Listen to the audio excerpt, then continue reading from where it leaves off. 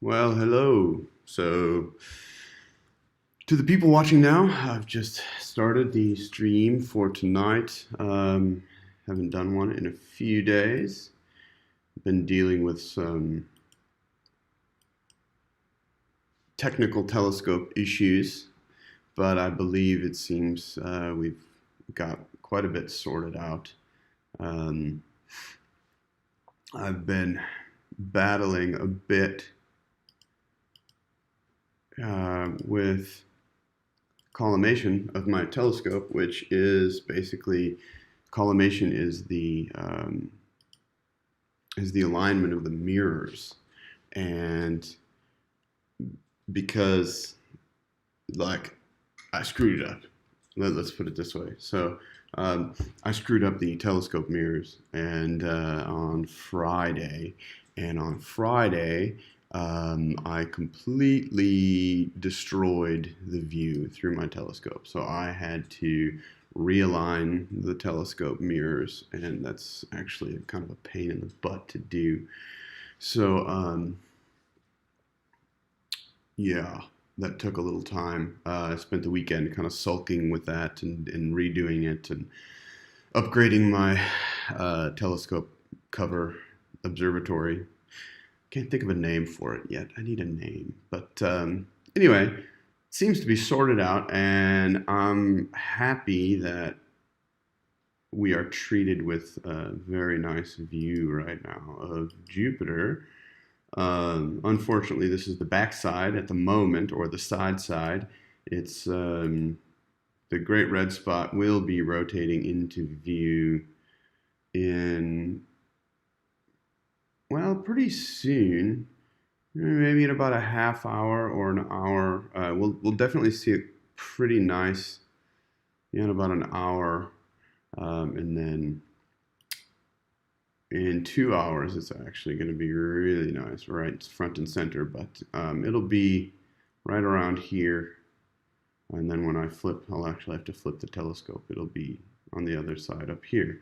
But we will see the Great Red Spot a little bit later, and if you want, we can look at Saturn, maybe a little bit of Mars. I've actually already done a bit of an imaging run on Jupiter before the stream started. I wanted to get some somewhat serious imaging in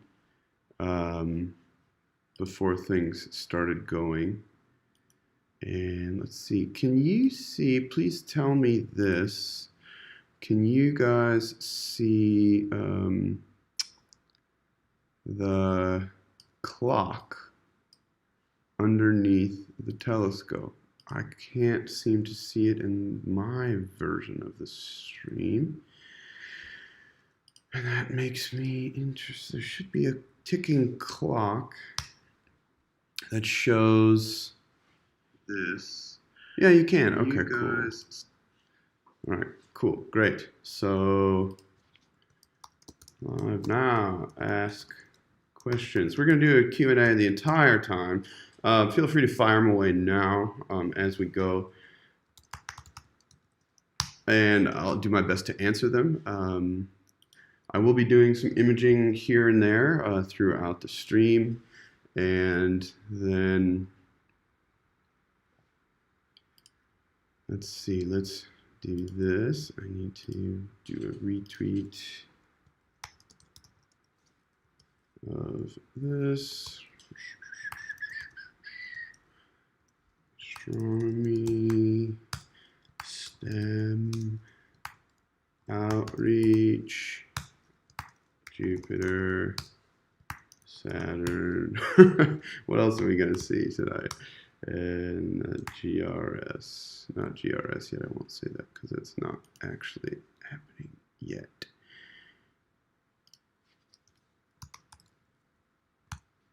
Okay.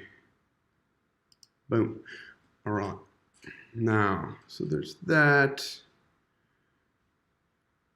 Okay. So, yeah, this is the backside of Jupiter. We can see some nice cloud detail right here, which is very cool.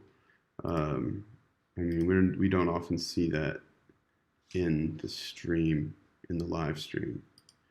So the fact that we can see like these little dips of cloud detail and differences. I mean, you're not just seeing bands, you're seeing, you know, actual detail in this cloud.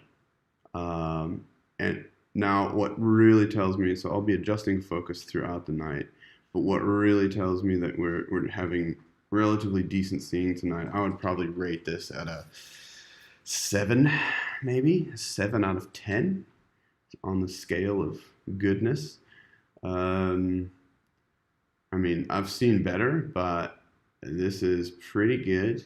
So I'm going to be relatively happy with this. I hope we get some good images out of it.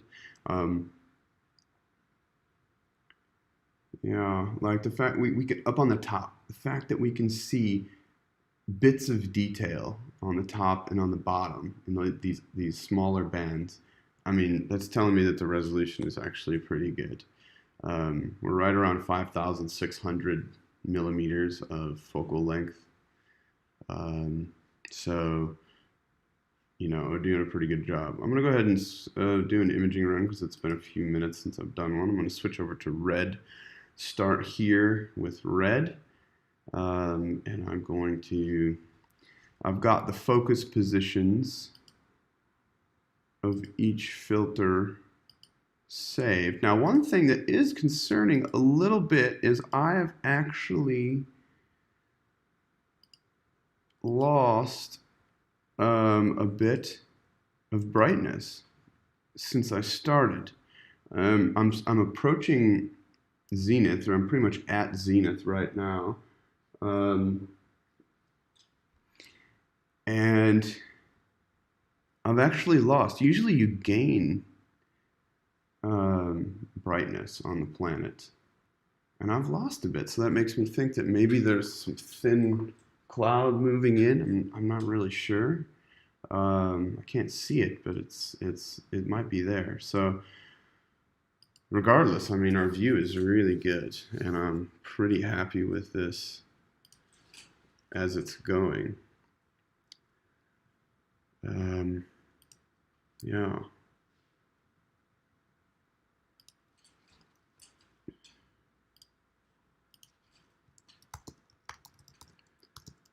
In the stream or here. So I'm going to post about asking questions or here. I'll do my best to answer as we go along. So you should be able to rewind to the beginning if you want to. Not much different to see.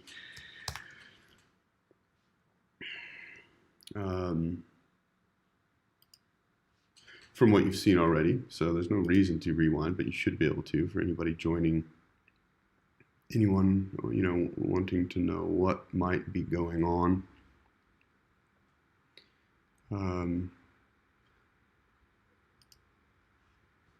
On the screen right now. Okay, so we've just done red, and I'm going to switch over to green. So yeah, like I said, I've saved these positions of focus to each filter because each filter is slightly different in focus. And to try and combat that problem,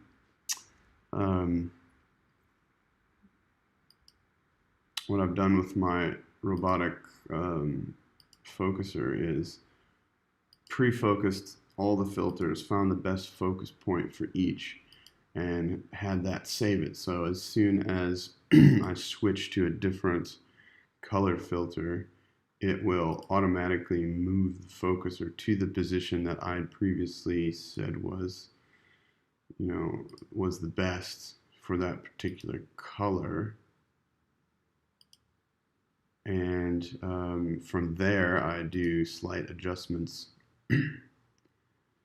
because I mean, it changes, constantly with temperature and little bits. So you can't just set it and forget it. You have to actually focus,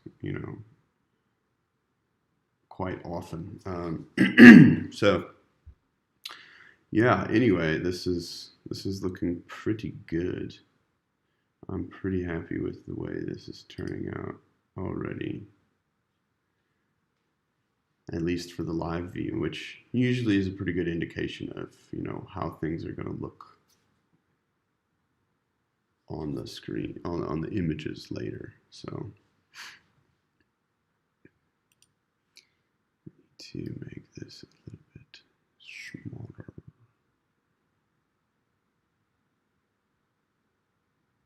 I know a little bit later,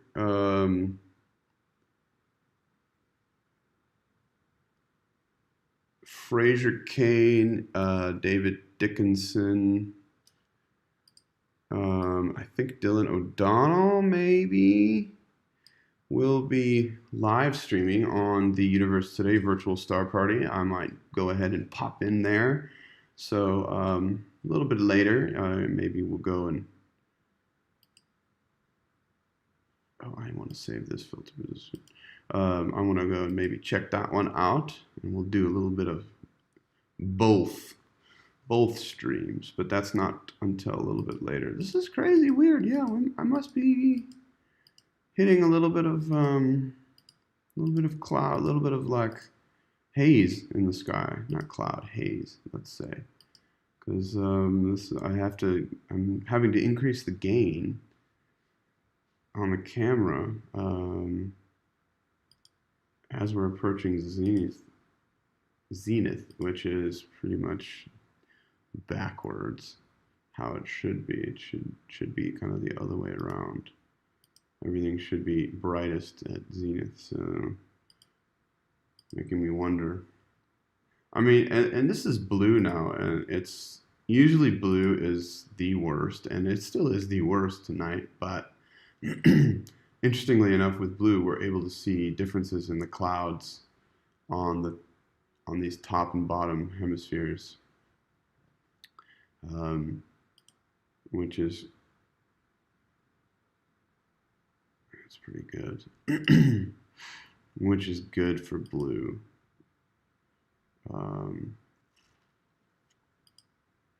Now I almost wonder, I need to look up if my filters, these are the Astrodon E-Series Gen 2 True Balance LRGB filters. Makes me wonder if these filters if they have enough of the UV cut on them, because if your color filters don't have good UV and infrared cut on them, then you're going to have a little bit of a watery image. So a friend of mine, Clyde, he's about 40 kilometers away from me, also up in imaging. Hey Clyde, how you doing? He says 40 kilometers away, the seeing is a bit wobbly. I'm actually getting quite good seeing. Like I said earlier, I would rate this probably about a 7 out of 10. I've seen a little better, but this is really quite good. I'm happy with this as I'm seeing it now. I mean, that's blue. I'm going to switch over to Loom. So this is luminance. Finish this imaging run. I mean, it's a bit wobbly. It's not super stable. This is from my experience and from what I'm seeing, this is not in the tube. Usually, a lot of times you can get issues with, wobbly views in your telescope if you haven't properly acclimatized the telescope tube and the mirror to the ambient temperature of the air around it. Now, that's very, very important because, you can basically see what's happening if you look through and it just looks like you're looking through water. I mean, what you're seeing is heat currents inside the telescope tube when that happens. And that can be mitigated simply by waiting. So you set your scope out. So what I do is before I go to bed, before I go to sleep for the evening, or early in the day, as soon as it starts to get dark, I take the cover off the telescope. The telescope is outside. The fan is running on the mirror. I'm trying to focus here on Loom at the same time. The fan is running on the mirror, and basically it's cooling down. It's getting going. Now I'm actually going to stop imaging right now because my hard drive is filling up really fast. Yeah, this is going to be the last imaging run for a little while. We're just going to do some viewing unless things get awesome. I might clean up. We can do a quick live stack, actually. I'll start some things stacking as soon as this is done, because there are two really big files. One of them I can delete, and I can free up about 30 gigabytes of space pretty quickly, which I'm probably going to do. Those are just for reference. That I took earlier, a full image run, but one of them is for reference. So we'll do that. Keep this thing centered. As you can see, I've got my polar alignment pretty nailed. I don't have to do much with moving it around anymore. I got that kind of nailed in the other day. Yeah. I don't know if you guys have noticed, but I've been changing up the way things look in the stream. Oh, that's why I don't have it at the top. There we go. So let's going to look at the files that I've grabbed so far. I have shot this. Let's see. Oops, let's move this over here so that you can see the sizes. You know, these are large. We've got several 10 gigabyte files and then quite a few other LRGB runs of these things. I'm going to do so. I shot 2 luminance stacks. Oh, and this one wasn't bright enough. So I'm going to stack this one quickly in the background, and then we're going to delete it. So I'll do a quick stack so you can see how this works. I'm gonna drag that in there, and then I'm gonna delete that file and give myself 10 more gigs. We don't need to see this full size. So there are moons in there. We can see 3 moons, which is cool. And so I'm going to basically get my settings. I'm going to stack a bunch because it could look nice. So I'm going to stack 4 different percentages: 50%, 35%, 20%, and 10%. Not going to drizzle. I'm going to save it as a PNG file. I should save it as a FIT, but I'm going to do just PNG for now. I'm going to possibly start stacking to FITs as well. Okay, so then we go over here and we are going to set my alignment point size. Now this is going to change for everybody to 104. That's pretty decent. I'm just going to do an automatic alignment point, and then I'm going to turn the brightness up so I can put some small alignment points on the moons that I see, and that's it. Turn the brightness back down to 1, and then I'm going to go ahead and we're going to stack this so that we can free up the space for later. Okay, so then I can go back to get rid of this window, and there. We're going to do that. So we can go back to Jupiter now. So I'm not going to do any capturing while it's stacking. I'm just going to, you can see this thing is, yeah, it's definitely struggling to do this at the same time, which is fine. So we're going to let that work in the background. Yeah, so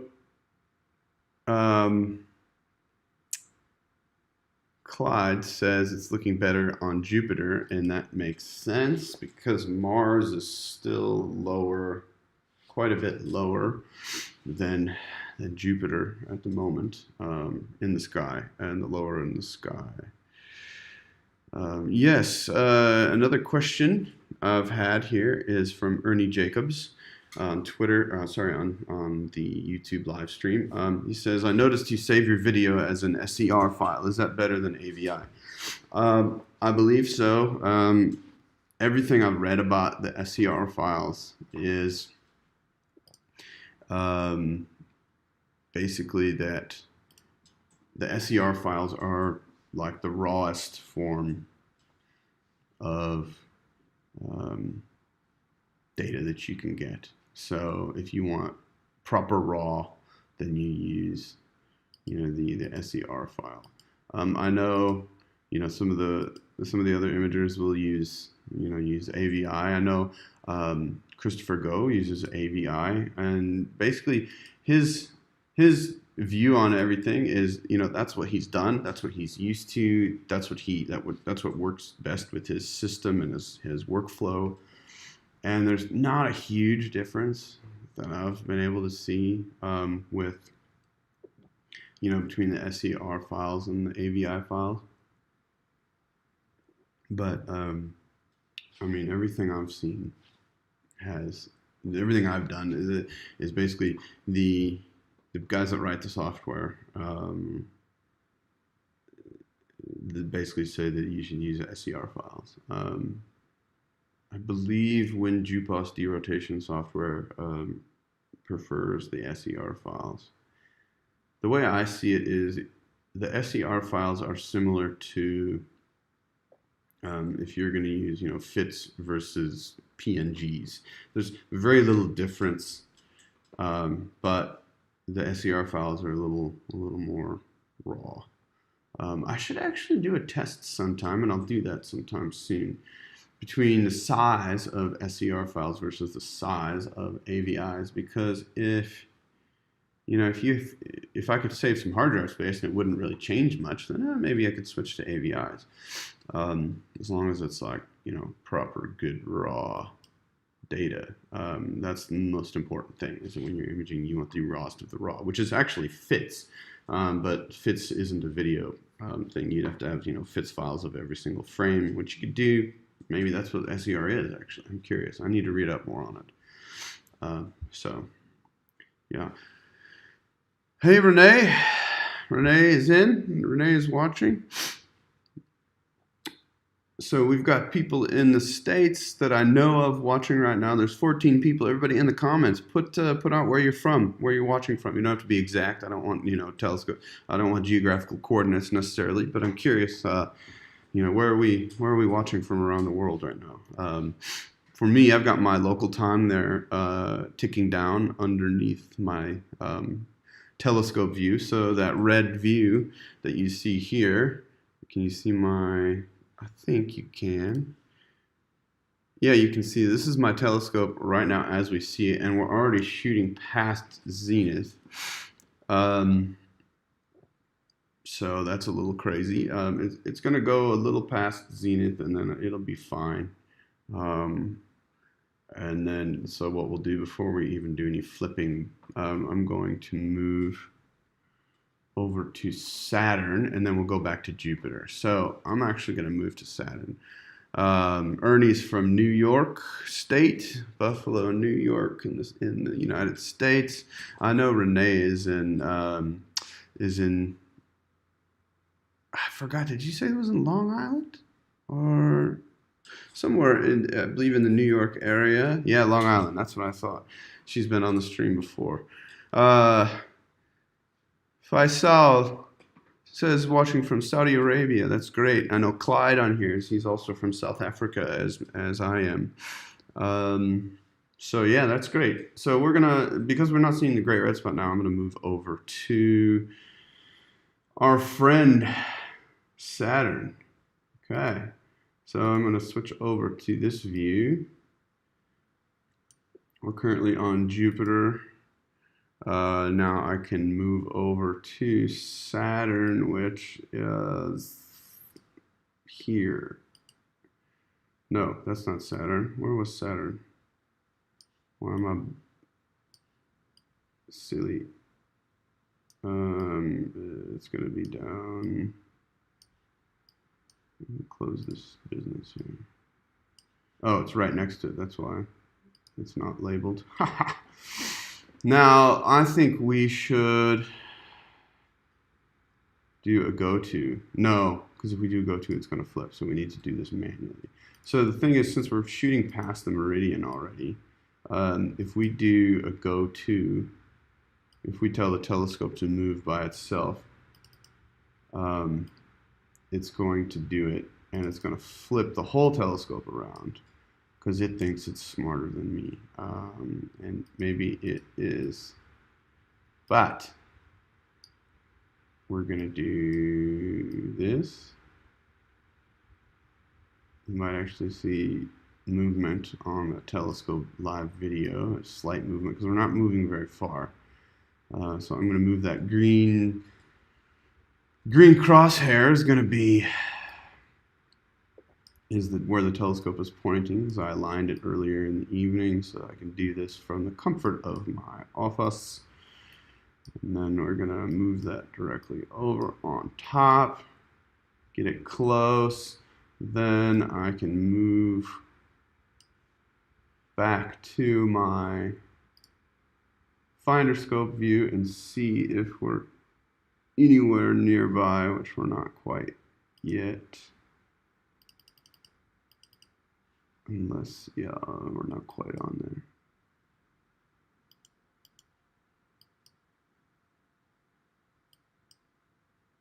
Oops.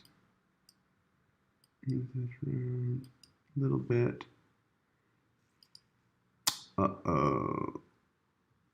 Yeah, no, it is. Okay, so why am I not seeing it? That's the question. Should be seeing in this view some stars, unless this died again. I had trouble with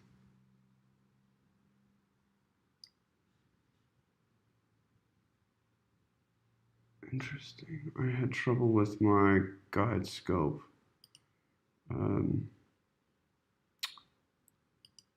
Earlier this evening. I'm going to switch over to Saturn now. On luminance. We're going to jack the gain up there so we can see. Oh, this is a pain. Yeah, we lost the guide scope. Oh, I've got to figure out why that's happening. Makes me wonder. Reconnect.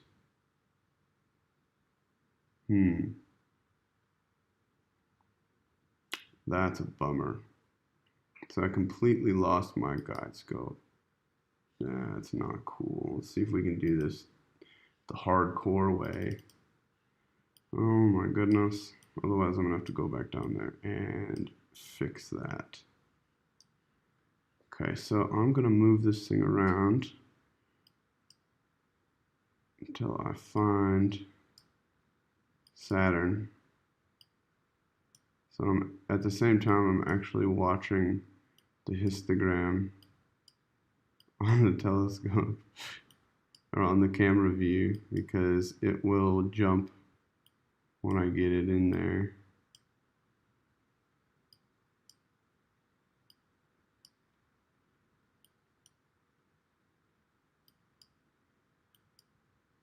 Oh, what a bummer. Yeah, no, I'm gonna actually, rather than mess around with this business. I'm going to go downstairs and I am going to change. I'm actually going to change I'm going to reconnect the guide camera because I lost it. Don't know why. Don't know why I lost it. It looks like it's just dead. So I'm going to find it. And I'll come back and I will answer questions. Oh, we got New Zealand here also. That's cool. Okay, great. Great. We're all over the world. Okay, I will be right back. And yeah, we will look at this in a minute.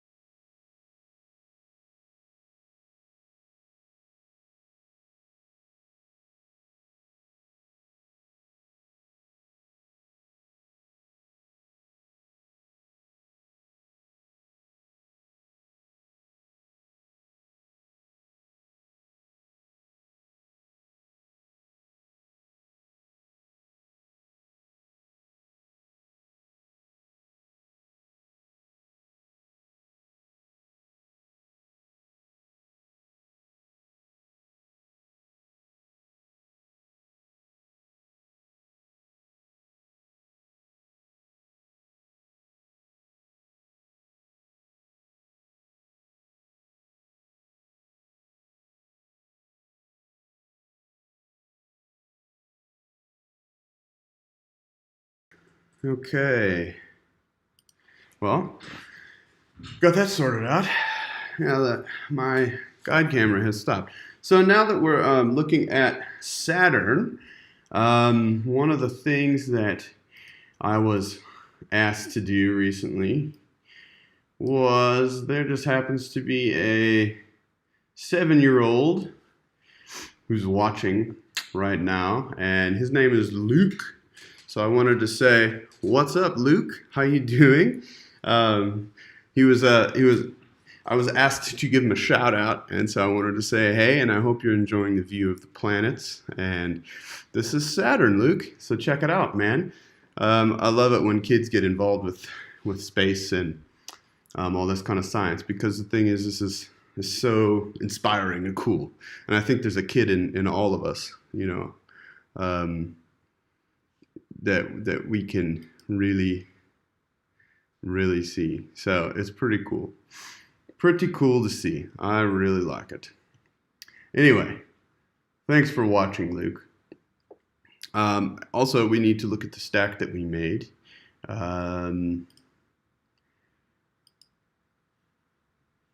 What have we got here? Okay, so our stack is done. That's great. Good enough. Let's take a look. We'll close this. We'll open up the file quick. Let's see, what was the time of the stream?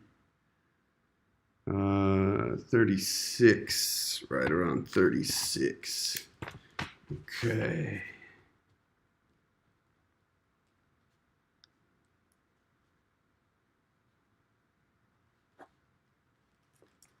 Okay.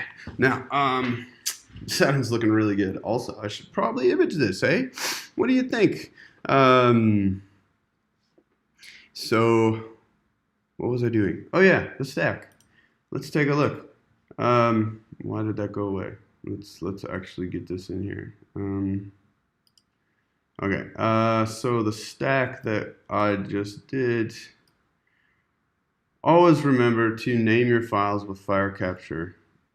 Name them with the WinJupos file naming so that you have the exact time and the filter and the target and all of that stuff. So let's see, we're going to look at this is pretty nice. We'll look at, for YouTube's sake, we'll look at 35%. It's okay. And these are just the pre-sharpened stuff. It's not the greatest stuff, but hey, it's not bad.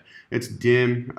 This a lot more detail will come out. But so this was a stack. I just wanted to see what it looks like. I'm gonna go ahead and delete that big file. It's a 10 gigabyte file. It's gonna go bye-bye because I don't need it. These stacks are just fine for the moment. So I'm gonna go up here because I've got another one that's better and delete these two files,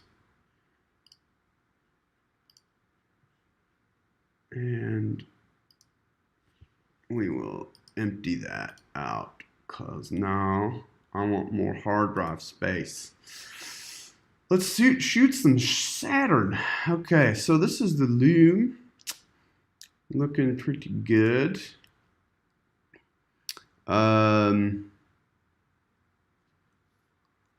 Yeah, when is yours? So Fraser says, can I join?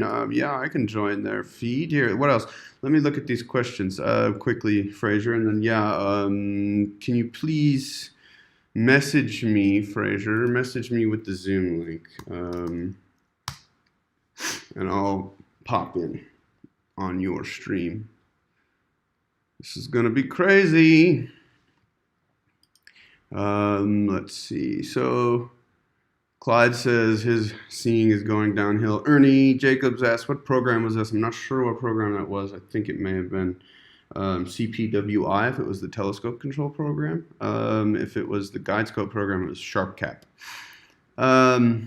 Renee says, she heard my collimation challenge.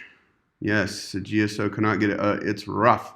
What I've used for collimation is I've got my own technique, which I'll go over sometime.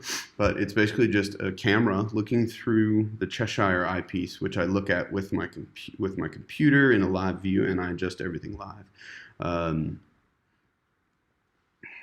Yeah, Tasman Skies put me on the hook now. I've got to call in now, which, yeah.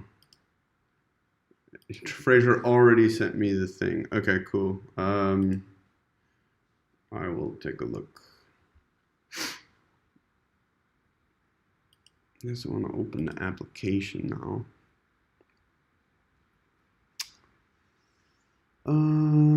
Let's see. I want to look at this at 100%, which we're doing. Whoa.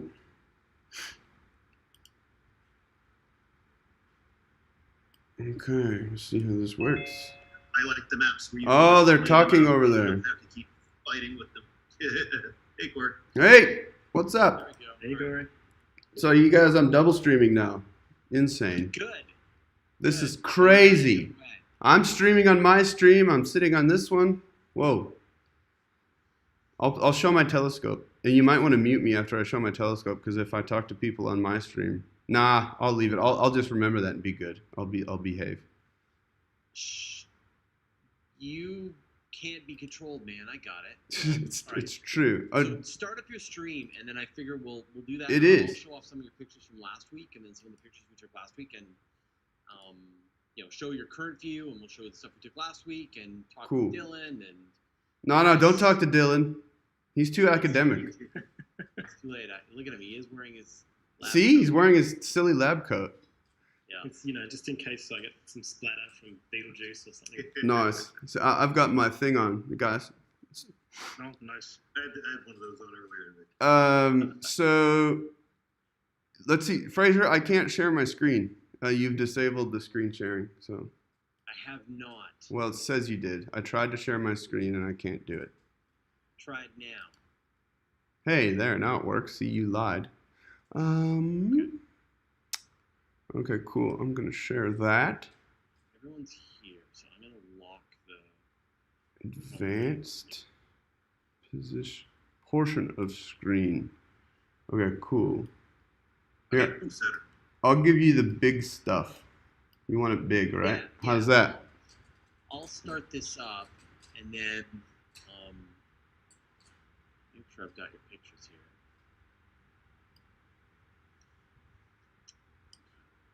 Okay, so the people on my stream don't get messed up. There we go. You can get to see that. Okay, so now we've got double streams going on. Holy cow. Okay.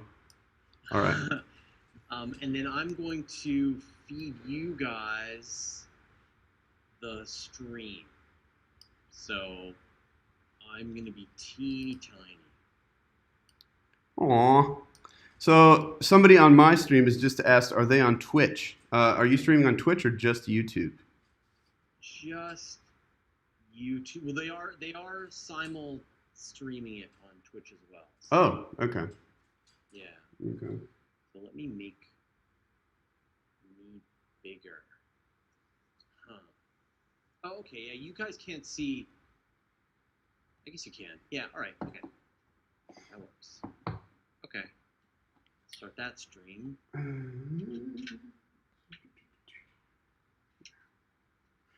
Okay, I'm gonna do a quick imaging run of Saturn. So, I wonder. Okay. I'm gonna start the stream.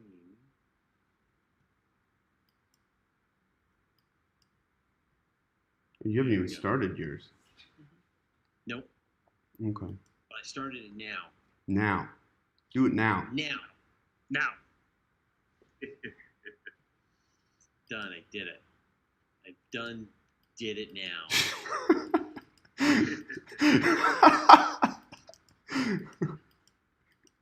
That was a Rick and Morty reference. So how's everyone doing? Huh? Hey everyone, welcome to another crazy virtual star party. This is gonna be a weird one, I think. Mostly because the people who are joining me in this week's star party. But so we've got so I'm up here in the corner here. We can probably go a little bigger here. We've got Corey Schmitz, who is broadcasting Saturn right now, and you're actually recording data, right, Corey? Not at the moment, but I'm going to do in a couple of moments. Let me see if I can actually make you bigger. I can. Okay. Yeah, of course you can. You have control. well, do I?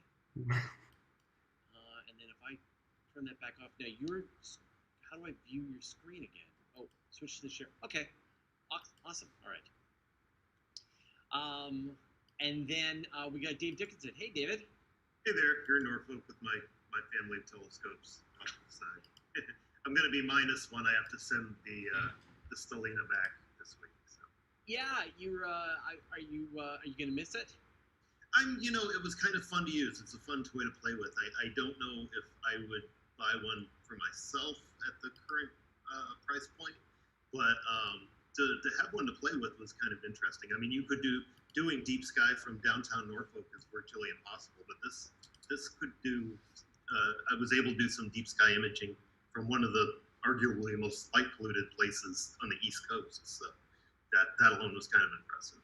Yeah, you took over our Instagram account for the day and shared a bunch of the pictures that you took, and they were nice. I mean, definitely for what you took from, as you say, downtown Norfolk. These were just kind of the raw off the camera JPEG stacked kind of. They weren't astronomy picture of the day quality, but they were, just from shooting from downtown from the top of the parking garage, which is pretty much where I'm restricted to right now with the quarantine. So it's to haul it up in the elevator up to the roof. But it's fun to play with. Also from the other side of the planet, we've got Dylan O'Donnell. Hey, Dylan. Hey, how are you, Fraser? I'm doing well over here, but it's sunny, of course, so I won't be bringing you any of my sky views, just my bubbly personality. Yeah. I mean, and I can also see in the background that the sky looks a little cloudy. I have a telescope delivery on the way, so it's raining all week. Right. Oh man, it's gonna happen every single time. Interesting. Okay. Still learning the nuances of this new setup. Trying to do this with Zoom. Do you have a solar setup at all? I do. I have a little lunt. Presume it's the Coronado. Sorry, the same one in the background of David Dickinson's image just there. It's a nice little personal solar telescope. Very easy. Not hugely dramatic views, but good if there's a nice big prominence coming off the side or something like that. Yeah, this one I have out on the sidewalk almost every day, just like taking a look. So there was a problem the other day. It was a nice one. Are there much sunspots right now in the sun? No, we're at solar minimum right now. Mm-hmm. The sun is actually like really boring to look at. But once in a while in hydrogen alpha, you do get it. It's always worth checking every day around lunch just to see. Sometimes things just pop up. So. And we've got Chris Elliott. Hey, Chris. Good to see you again. Good to see you too, Fraser. Chris, it's been a while. It's been a long time. Many years. It's funny. Everybody has been involved in this project many years ago. Oh, I'm gonna have to keep doing this. Oh, it's killing me. Okay. Many years ago, and it's awesome to sort of reconnect. So for all the people who participated in the star parties back in the day, assuming you still, you're not sick of astronomy, anticipate that we're going to come looking for you to try to rope you in again. But this is a bit of a nostalgic moment, actually, because I've got a tear. This was a big thing back when I started doing astronomy, and I really didn't know what I was doing, so it was a buzz to jump onto the virtual star parties and have a look at what was going on. And the thing that sort of tore the whole thing apart last time, and we're going to go through this again this time around, is just the reality that we are dealing with weather around the world and people's individual, and it's nighttime. For some of you, I think you're getting a little sleepy, and then of course for others, daytime clouds. Your gear is in. So like my situation, I've got access to this amazing camera in Landers, California, and I will be opening the telescope shortly, but I'm kind of afraid. Right now, the wind speed is 27 kilometers per hour. Shoosh. Yeah, 22 now. It's 22. So when we get under 20, I'll probably open the top, and then I'll go through the process of of focusing on the telescope. There's a little bit of light still there, so it hasn't gotten completely dark in the landers. But thanks to Corey, we can start because Corey has already been streaming for quite a while. So, Corey, I don't even know what I'm looking at here. What is this? This is Mars. Mars. Okay, and then you can't see. You can see these little red dots. Those are actually the moons of Pluto that you can see around Mars. It's really weird that they're so close, but it's space is strange these days. Now this is Saturn. This is the blue channel, and right now it's Saturn. I did a whole bunch of imaging of Jupiter earlier because the seeing conditions were really good, and they're actually still quite good.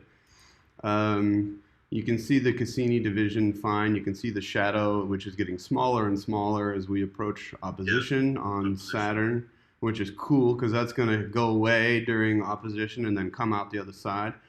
But what's really telling me about the seeing conditions being good is the fact that, so there's this bright band, this bright cloud band on Saturn that you can see in this live grainy image. But you can also see this dark contrast just north of it, and then a little bit of contrast between that and these other cloud areas, which I can almost never see. So the fact that I can see that in this crappy live view, non-stacked thing is actually telling me that there are moments of really good seeing happening right now. You can see it pop out, kind of. Yeah, and so if you can see that, the Cassini division I can always see. Like even in bad seeing, I can see the Cassini division. So I think I've kind of bumped the resolution of this thing up. I'm running almost as 5,700-ish millimeters of focal length. And so like I've had to go from, okay, well, can I see these, gaps between the planet and the rings? Yes. Can I see the Cassini division? Yes. Well, now I'm looking at planet features. So I do have some Saturn news to share. Obviously, we're not at opposition yet. We can see a bit of shadow along one side of Saturn there. We're still at pretty good tilt, though, so the rings are really tilted towards us. When we come into opposition, we'll see the opposition surge, where the rings will kind of light up as the sunlight's reflected back to us. But 2 weeks ago, an Australian astronomer called Andy Casely, with a DIY telescope, discovered a new polar storm in the north there of Saturn. So perhaps when you get these images stacked, Corey, do look out for a small white bump on the planet. We were talking just the other day about how it's often more fun to image Jupiter because Jupiter is so dynamic and there's so much going on. Yeah, Saturn sucks. So many different storms, and Saturn is pretty, but pretty dull most of the time. It's in terms of dynamism.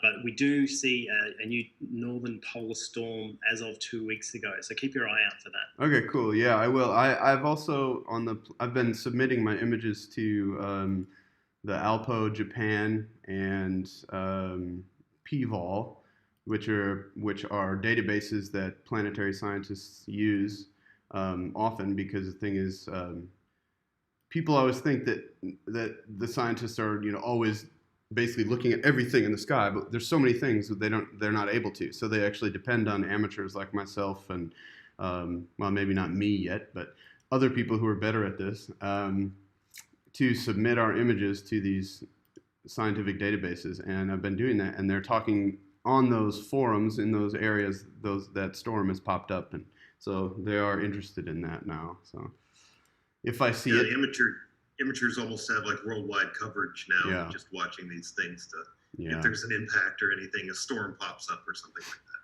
Yeah, no, it's cool. It's interesting to see because they've been looking at flecks that have come off the Jupiter Great Red Spot, and they go back in history of the images basically. So even if it's a bad image, they want to see it, because then they can go back and see like, oh well, this pixel looks like it started back in whatever month, so they can look back, and especially if there's impacts also, because you can run through your videos through software.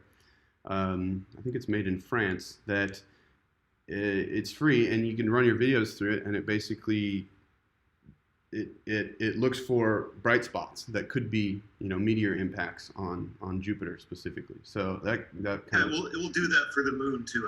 Yeah. I can't remember the name of the software. I have run it for lunar impacts, like on the dark side. the For software. nighttime side. If it's the same software as for the planetary, it's just called Detect. Yeah, it'll just scan through your video looking for certain signature flashes. Yeah, Like that. and I've got an old computer sitting here like waiting for me to have time to actually set that up, because I've got images from the last few years that I haven't done anything with, videos that I want to delete them. So the first thing I need to do is actually run them through that to make sure that they're safe to delete, and then I'll go from there. So I've done a full imaging run now. I've done LRGB, and I'm going to go back through and start over and do another one, because I'm going to do multiples of these and then derotate them in WinJupos. Your tracking's pretty rock solid because that's only like maybe an arc minute or two across. Cheating a little because I'm using the auto align, but it is pretty good. Yeah, look for the red dots and see how those are jumping around. That's the tracking there. Oh, Yeah. interesting. I didn't know that. But That's down sub arc minute, like arc second. Like it's not jumping that far. it actually is good though. I've spent quite a bit of time polar aligning because, man, it's a lot easier on these planets if it's polar aligned properly. The less you have to mess with during the imaging session is the more you can concentrate on things like focus and the important stuff. So And you auto guide on the planet as well, do you, Corey? I do not. I manually guide with these fancy slew controls if I need to move it around. Right. Wow, something just took a dive. That was anyway.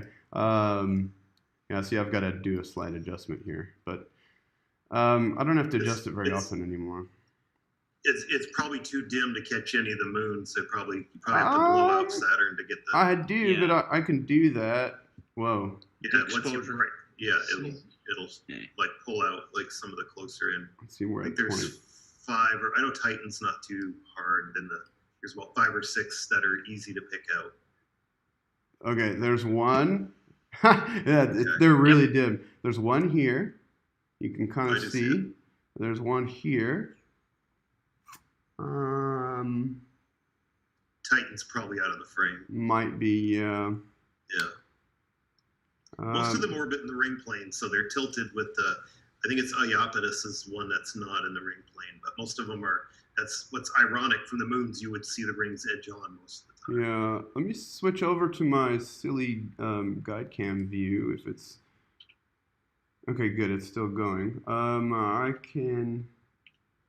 I'll do a zoom in on this. I saw one guy take a view like this, a wide field view with it really blown out, and he animated it over several hours. Oh, that'd be And cool. It was really, really compelling to see the rotation of the moons around the planet. Really, really good thing that you don't see very often. No, you don't. There's so many stars in this area where Saturn is right now. I'm not sure which is moons and which is stars because, I mean, it's hard really, to tell you because you can't even see where the rings like are. I'm guessing this might be a moon. I don't know. That might be Titan. Titan's the easiest one to pick up. Slam RN is asking, have we seen any Starlinks? Not here. There's a launch Tuesday. They're doing another set. Yeah. I think this one actually is launching 3 in the morning here, so I might be, if it's clear on the rooftop, if they come up the East Coast, we might see the initial. They'll be pre-deployment, but we have seen Cape launches come up past Norfolk before if they're coming up and hitting the sun just right. Starliner, we saw that when it launched from the Cape coming up by. It came right up the East Coast, so there's another batch going up. I haven't seen any down here, but it's really those launches that are scaring people when you see the big trains going past. Once it looks they're really up in their eerie. orbits, it's much less dramatic. And I believe the intended orbits will be that anywhere on Earth you'll see maybe 3 at a time. So that doesn't seem too bad. Yet. No, I've caught several Starlink trains shortly after launch, and they are really eerie to see because it's just a train of like Morse code dots in the sky. We saw one the other night when I was on the roof here that's from a later launch, but you could still see them about second magnitude. They were about 10 degrees spaced apart, and I didn't even realize it was a pass till we started watching, and I knew what it was once I saw it. becoming very common to see now. Hey, you guys, can I ask a favor? Can I ask everyone around the world to say where you're from and give a shout out to a 7-year-old kid who's watching named Luke? Hey, Luke. My name is Dylan O'Donnell. I'm from Australia. Hey, Luke, I'm here in Norfolk, Virginia. Luke, I'm on Vancouver Island, Canada. Can you guys hear me or no? Yep. Yep, Yeah, we can hear we you. can. Okay, I just want to make sure because I didn't see a green thing. My name is Chris, and Luke, I am from Niagara Falls, New York. Nice. Thanks, guys. Sorry, I was asked to do a shout out for the 7-year-old, and it was just really cool to get the kids involved because the more inspiration I think we can provide is awesome. So That's awesome. So Corey, I'm gonna share for the people who are seeing this picture right now. I think it's important to understand that this is not what the final image is going to look like. You're taking data for astrophotography that you're going to do the imaging on later on. So Yeah. what I'm going to do is I'm going to share the pictures that you took last. Let me see if I can find it here. I'm going to show the pictures that you took last week okay. because they are they're very impressive. And The so for moon one everybody was who was really cool. here, last week, Yeah. we'll show you what the result was, and so people can understand just sort of how Corey rolls. How I roll. Yeah. I roll, Yes, I but think a lot of people don't realize when they see these kind of with the turbulence and in the raw images that they don't realize that's the sausage being made. yeah. This is super ugly, and that's fine because the Yeah. thing is, I mean, you have to be I able to don't see the beauty through the ugly. Mm-hmm. I don't think anybody can, but I'm going to share what the final result looks like. So hopefully people can see. Corey was doing this last week, and this was the picture. This is the result of the picture.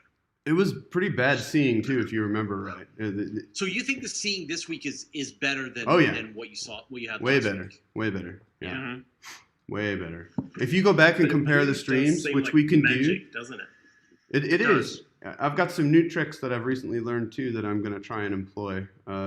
So we'll see, how that works. But I've If you been, look at it carefully, you can see it like every millisecond. You could see it super sharp. yeah, and that's what we're doing. That's what like a lot of people say, like, well, how do you take, is that a photo of Saturn? It's like, well, what we actually do is we take video, and then we have software, that goes through every single raw frame of video and finds only the sharpest ones, and then we'll throw away everything else, and then it will average out and stack all the other frames on top, all the good frames on top of each other, and get rid of everything else. And I'm actually trying to image at the same time as I'm talking. And it basically, it's called lucky imaging. So we're literally getting lucky on like which frames we shoot. We just shoot so many so fast. Like right now I'm shooting about 75 frames per second. I'm shooting at an exposure time of 25 milliseconds on the blue channel of Saturn. Every single color channel is a different frame rate, is a different gain on the camera, everything is a little bit different. And it's a lot different than taking deep sky images of nebula and star clusters and galaxies and everything. So like Dylan and I were talking about on my stream a few days ago, like planetary imaging is a whole nother animal. I've been struggling with it, I swear, since 2012 when I started this. And struggling meaning I think it's more frustrating than anything. DSO is easy in comparison. Yeah. Because you just come on now. no, well, in comparison, only because you can do DSO on a night where the seeing is poor. As long as you have a clear sky, you can get an image of a star cluster, as long as it's clear and transparent. But the DSOs, they don't care about the jet stream so much, They're not rotating every 4 hours. Yeah, they don't move. True. It's the same principle, but the thing is, like, you're a slave with this with the planetary, you're a slave to the atmosphere, which It's kind of also sucks. it's probably important to note that what Corey's doing here with Lucky Imaging, selecting the best frames out of the thousands he gets, is not dissimilar to what the professionals are doing. And in fact, the Gemini Observatory released an image just the other day of Jupiter in infrared, and this was a ground-based image, but basically doing exactly the same thing Corey's doing, just on a much larger scale. Mm-hmm. It's amazing. Even 20 years ago, you didn't see professional planetary shots of that quality. I mean, it's the technology's come so far ahead so quickly. I'm super impressed at what I've seen in the last 10 years. Well, 10 years? No, Yeah. 8 years. 8 years now. Since I Imager's started. been image stacking since about like early 02, 03. I think it's the first time I had heard of the whole process for amateur astronomy. It was very It's interesting. actually really easy to start with. I think the history of it, well, it just started coming together in the mid 90s, but with the really early level webcams and stuff like that. Yeah. But it came from the microscopy crew, people who were using microscopy to focus stack images. And once this software and these algorithms were developed, the Astro guys really worked out how to do it. And then I believe the first few sort of amateur images were of the Shoemaker-Levy impact. Right. And then NASA took notice and said, "Whoa, these amateur images are getting pretty good these days." And from there, of course, cameras and CMOS sensors and everything just improved. That was 95, I believe. Yeah, the Shoemaker-Levy impact. I'm actually shooting. That was back when people were arguing whether digital would take over from film. It seems kind of quaint now.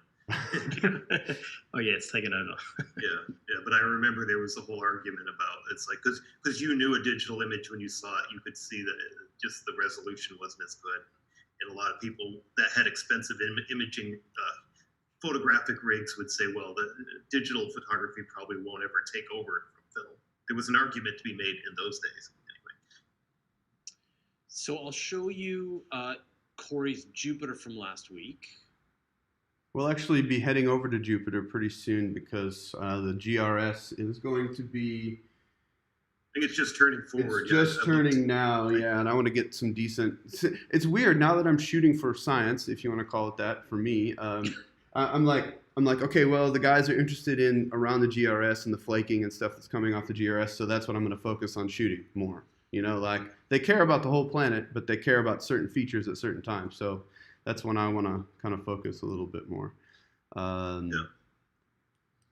see. Yeah, because there's discussion about it first about whether it seemed like the Great Red Spot had been on a trend of shrinking. Mm-hmm. Now it seems to be rebounding again. So, and there was even discussion about if we were going to lose it this century, if it was going to fade out. But it seems to be rallying now. Was it last year or the year before where it actually changed color to that dim, very light color? Was that 2 years ago? Yeah, I think it was 2 years ago. Yeah, it's been kind of more of a pale salmon than really red per se. Right. It's much redder now than it has been in the last couple of years. So yeah, it's iconic. It'd be sad if Jupiter lost it because then it'll look much less of what we consider Jupiter to look like. So well, we could just threaten it and tell it that hey, we might like Saturn better if you lose your GRS.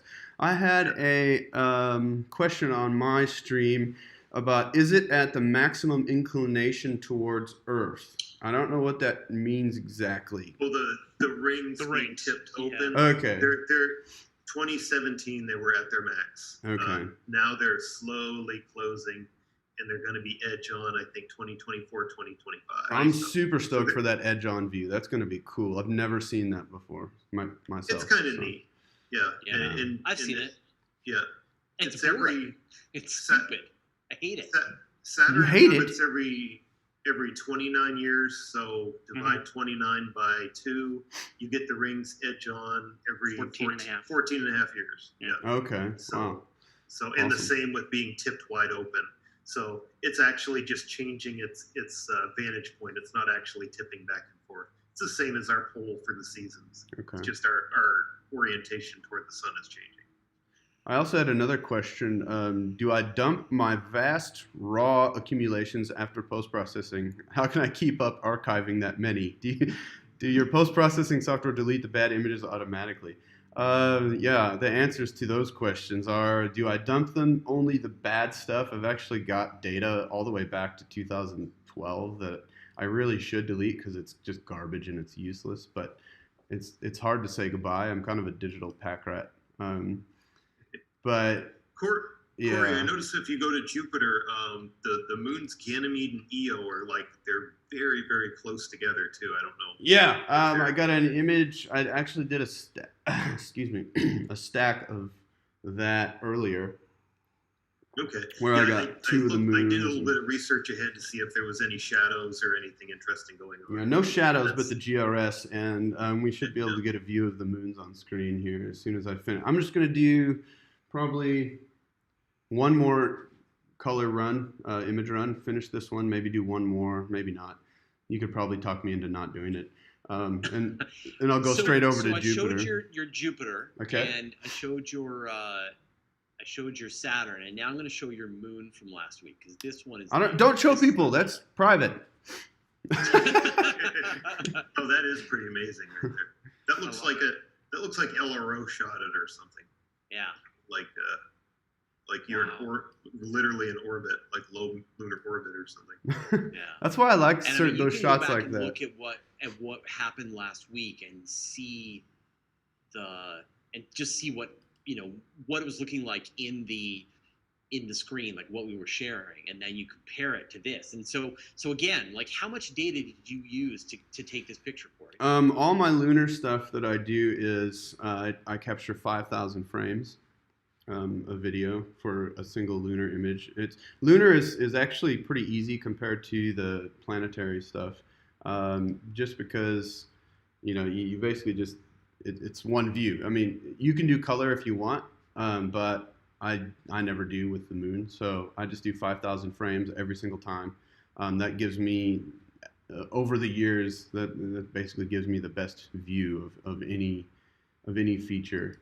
And then I will stack anywhere from, I'll do a range of 10% up to 40%, and pick whatever turns out the best, whatever's the sharpest.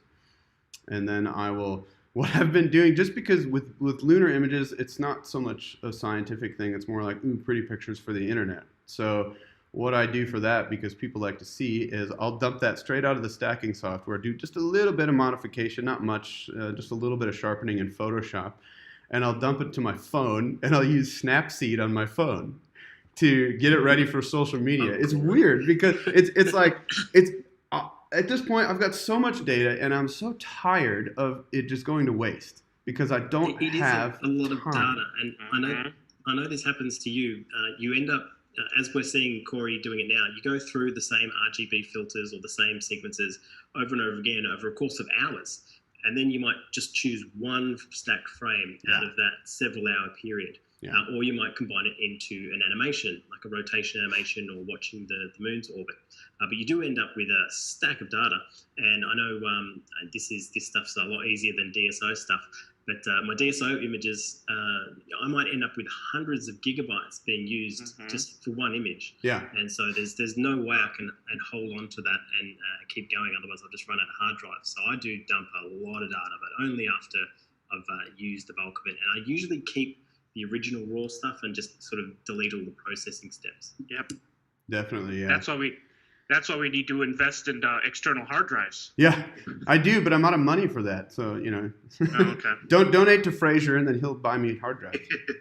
There you go. Is that how it works? I don't know. You're the one with the Patreon account. Or you can go to photographingspace.com and send a donation. But, this is your stream and my stream. Killer is asking, what is the feature size in that per pixel? So do you know, like, how big some of those craters are in this image? Yeah, the one with the center feature, the prettiest one on the bottom right, I'm going to tell you right now that one's probably about 100 kilometers wide, right around there. All the features that we look at and are like super excited about, most of those craters are right around 100 kilometers wide. So It's weird that those particular ones are the ones that catch our eye, but that's just So probably some of the details are down like in the tens or of kilometers, like the sense. well, that center thing, yeah, is probably like 10 kilometer. That center mountain is probably about 10 kilometers. In some of those smaller craters. Yeah. It's Yeah. a good illumination angle there too. You get a lot of shadow. It makes it look really 3D. You know, interesting. That's the only image I took that evening of the moon. So, Oh yeah, Yeah. yeah. I know. It was like like daytime almost. yeah, no, this was during daytime. Infrared Yeah. during daytime, which we will do if the stream is still going when it gets light with the sky. We'll do the same thing because the moon has risen. Yeah. So, I'm on moon is luminance the moon now. has not risen for me. So No. It's a 20% waning crescent right now. It's almost new. Mhm. It's new later this week. So. Yeah, it's closing in on the sun now. Or are we going to be getting Mars tonight or no? I could. I tried to do it last week and then it was just too daylight. It's still teeny too. I mean, you could try. I think it's only. Oh, we'll still see 6 or 7. surface. We'll see surface detail on Mars. I think it's like 7 arc seconds, maybe Yeah. 7 or 8. Right Yeah. now. And we have a nice opposition in October. That's going to be a pretty favorable one. Yeah. What I'm That's gonna why they're finish. I'm gonna finish this up quickly with this last luminance, which isn't gonna work out because my scene just kind of took a little dive. But I'll finish this 90-second capture here, and then I will slew over to Mars before we go to Jupiter, because the Great Red Spot is still a little. It's kind of on the limb, so I'm not too worried about it yet. We're finally synchronized for the Great Red Spot for the weekly. For a little while, yeah. We were. Virtual star party. I was with Fraser as well. It was front and center, perfect. So Yeah. the last time. Yeah. I think we did the math before that there, because it's not precisely 10 hours. Jupiter Mm-mm. rotates.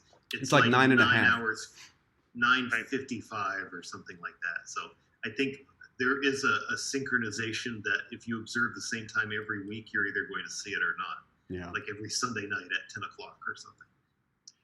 So I'm fully operational now with the DSO scope, which is the one that's in the bottom left-hand corner. So Cool. I'm going to take a quick picture of M13, and then I thought maybe we'll take some pictures of some galaxies and just rub it in the southern hemisphere people's faces. That's fine. You should do that. You It's should the do one that. thing you've got. Come on. I'll just slew over to what should I Omega Centauri and make you all feel bad. Yeah, that's a There you go. great. That's a nice one. All right, Okay, I'm done with Saturn now, so I'm gonna say goodbye to Saturn. Goodbye, Saturn. Bye bye, Saturn. Okay, now where the heck is Mars? Can you guys see the Mars approaches slide that I've just got up now? So let me see if I can. Oh, So you're sharing your screen. Sort of, yeah. So let me see if I can take it over. Yeah. Okay. So we were just talking about the apparent size of Mars and how it's going to increase over the next little while, and you can see the opposition there in October. It is quite dramatic, really, really dramatic. So Mars is already quite diminutive as a planet, so we do really wait to the opposition to see much of the detail, the polar ice caps and the surface detail. But as you can see, these are images by Andy Casey, the same guy I just mentioned actually, who discovered the polar storm on Saturn. And with his C14, he's still getting quite a lot of detail even now. So Dave, can you build your list for me then of objects I'm going to start taking pictures of? Yeah, there's actually another supernova in NGC 3643 that might be. It's supposed to be 12th magnitude, so I think that would be something kind of interesting. The galaxy on its own is not a remarkable one, but We had a pretty bad picture. Is the supernova still in that galaxy that we saw last week? M61, yeah, yes. 61. That's a good one too. Yeah, we looked at Yep. that one last week. That one is still there. I've seen other people have been imaging that one as well. Yeah, spring is galaxy time up through. Yeah. You got the Virgo cluster and Coma Berenices, and Sombrero Galaxy is a good one. The Black Eye Galaxy. I don't know if we looked at Black Eye Galaxy last week. That's We did. kinda cool. Yeah. We Yeah. did. Yeah, he Yeah. got it last week. Yeah. So I'm gonna go fast, Dave, so we can get as many Okay. pictures into people's eyeballs as possible. I'm gonna probably do like 1 minute exposures on each one of them. So We could go for it'll look just like a star, but there is a bright quasar, one of the brightest ones, in the bowl of Virgo. Again, it'll look like that star is a quasar. So yeah, that'll just look like a star. yeah, but just to know it's a quasar is kind of wow. Yeah. But I've shown people that before, and it's kind of just to think that it's billions of light years away is kind of mind blowing. But So give me a target. So you want me to try to do the Black Eye Galaxy then? Yeah. we could, yeah. Okay. And that was M61? No, Black Eye Galaxy's M64. Okay. All right. It's sad that I memorized most of them because when you do deep sky objects, you just have them just known right off the top of your head. Yeah. It's not sad at all. It's actually awesome. Yes, are you kidding? That's with mad respect, man. Don't ever apologize for being like good at what you do. The messiers are pretty. It's when you get into the NGCs that usually have to start consulting. Some of the NGCs are well known. There's And the Mars. Caldwells and the Abels and Yeah. man, there's just so many of them. Vandenbergs. Oh, Yeah, yeah, and the catalogs, check Mars. tend It to sucks. overlap too. So. Hmm. All right. So Woo. I can see the light is shining down the lens a bit, so I'm going to turn off the camera on the telescope so that we don't wreck my picture. Yeah, we do have Mars. We've got surface detail. We've got the polar cap. I can see the Yeah. polar cap. Yep. I'll zoom in a little more here because this is just a little. Whoa! It now boy. disappeared. Where did it go? There used to be a nifty app called Mars Previewer that would tell you what latitudes, longitudes are turned forward, so you could kind of get an idea. Oh yeah, it's a little gibbous too. It's kind of Yeah, no, I like that actually part looking about at it. just- It's like a little Yeah. acorn in the sky. Yeah, it shows a little bit of a phase. Okay, so this is Yeah, we're- luminance, and it looks pretty wobbly. For when we go back over to Jupiter, I'm actually going to have to do a meridian flip because, yeah, I've been shooting past the meridian on Saturn and Mars on Saturn and Jupiter. Mars is still on the right side for me. Yeah, it's a bit wobbly. Look at that. Yeesh. I'm going to Yeah, you switch. can see. I'm going to switch to red. Red is always nice. Let's see if I'm right.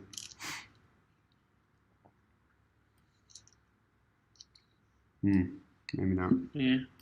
Yeah, the polar cap's always the first thing that kind of pops out. It's Yeah. one of the largest features.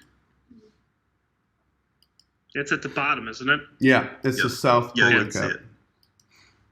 And Yeah, it's at the it's water, at the ice, eyepiece, and it'll carbon look dioxide. like a little carbon dioxide. Yeah.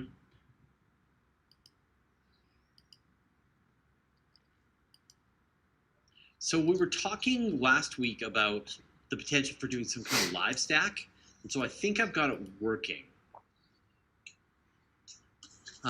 Fraser, can you mute me in your stream for like a minute? Mute you in my stream. So you can mute your. Oh, I can mute myself. There, I'm gonna you're do muted. that. I can't hear what you're saying. Yep, you muted it. Yep. Okay, Finally. I'm muted on Fraser's stream, so Now let me tell you about Corey. yeah. Now they're gonna You talk can bad still about hear me, us. but I can hear them. Anyway, we're looking at Mars now on my He's still stream. going. If That's you want to Alright. go check out what So, they're I've got doing, one quick look for shot the of do a the search on 13. YouTube for the Google or the Virtual Star Party. I still with see Fraser Mars Cain. in the room here. And Pulling up Oh, there it the is. images for Yep, us. there it is. I should mute them. Jeez, these guys talk a lot. That's one of the better northern hemisphere globulars in. Let's see. Hercules. How do I Oh, it's mute? an easy one to find because it's right along in the Keystone too. So, the Keystone asterism. How do I so- mute this thing? So it's interesting. So I'm trying this. So I'll show you. Oh, This, here we I'll go. share this with you. So there's this That's service muted. called. Anyway, whatever. So in the software that I'm using. So we're to looking at actually Mars share now. If you want to look at control the. if you want to look at Fraser's stream, he's going to show some deep sky objects, some galaxies and nebula and those kind of things. Go check out his stream.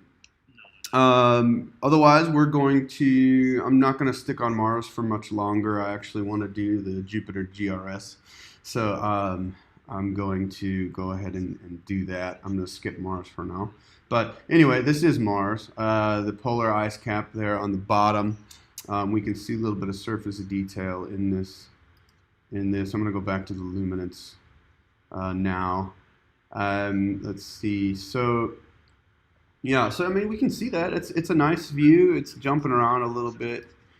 During closer to opposition in September and October, it's going to be a lot bigger. So it's going to be pretty cool. But yeah, let's see here if I can get that focused any better. That's pretty jumpy. This is not that great. I should probably do a little. Let's see, where is this? It's actually still right in there. Okay, there's that. Okay, cool. So there's Mars. I'm gonna do one capture just because it's the right thing to do. I mean, I need to. You can't just not, right? You can't just not. And then we're gonna go back to old Jupe. Now, if I can get this dialed in anymore, it's just so jumpy. It's annoying.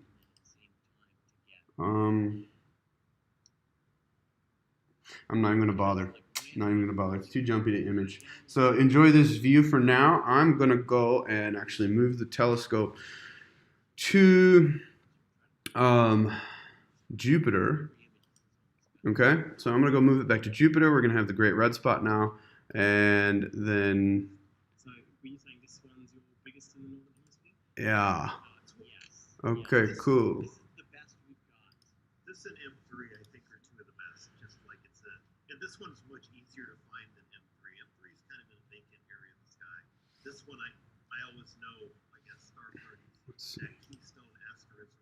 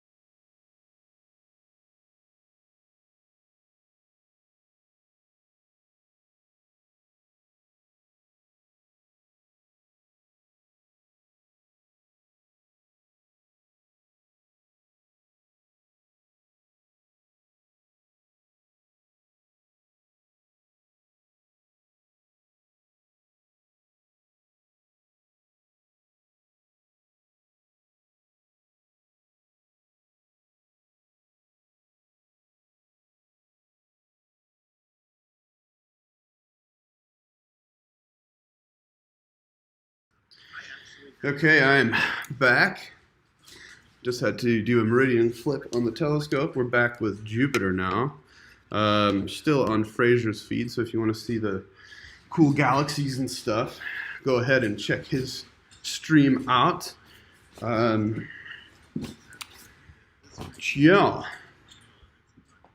I'm going to go ahead and unmute that. I'm going to do some imaging of Jupiter. We've got the Great Red Spot over here, just coming into view slowly. And as you can see in the telescope view, the sky is starting to get light. So we've got to do some imaging quick.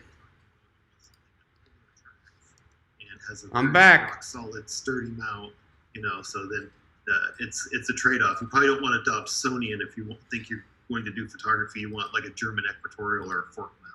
Mounts, incidentally, are the thing that a lot of people overlook. That's probably you want something that is not going to jitter in the wind. That's going to be really kind of rock solid and stable. So nothing's more frustrating in the field than a wobbly mount.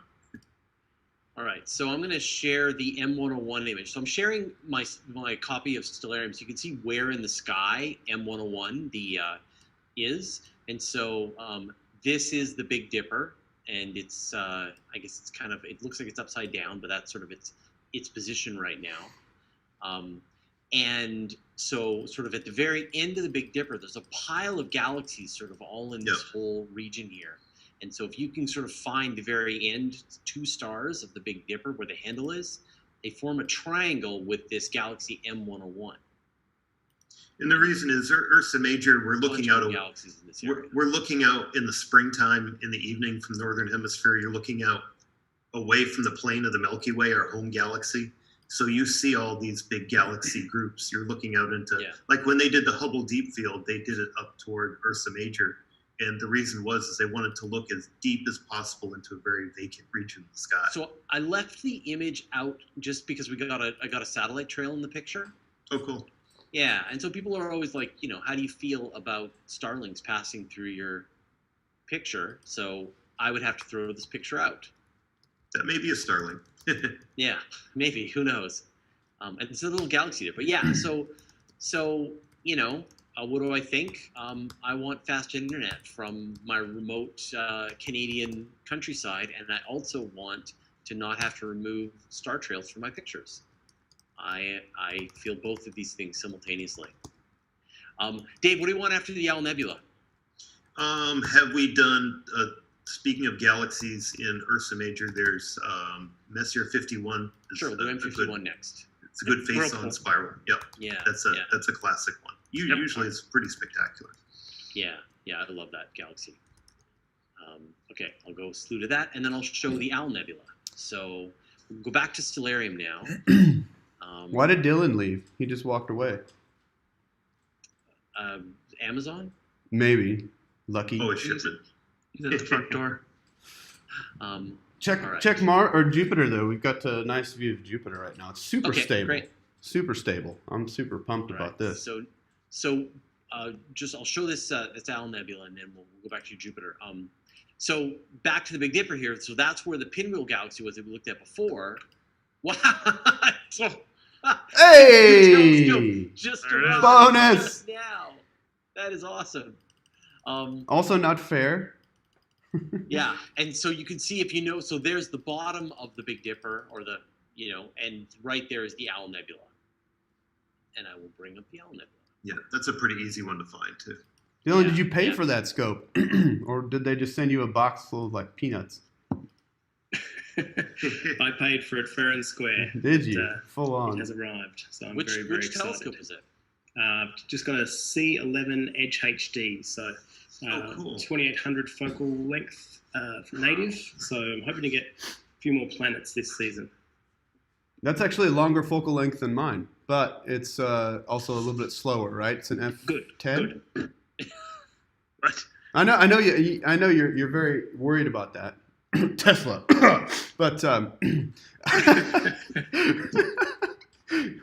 yeah, see, I have an audience who are Elon Musk fans because of the Tesla thing, and I have the other side of my audience just hate Elon Musk because of Starlink. So I have to straddle this very fine balance. Between Everybody knows Elon Musk is from South Africa, so I'm supposed to like him. But I mean, just Yeah. it's like Trump. Don't look at his Twitter because you'll just hate him.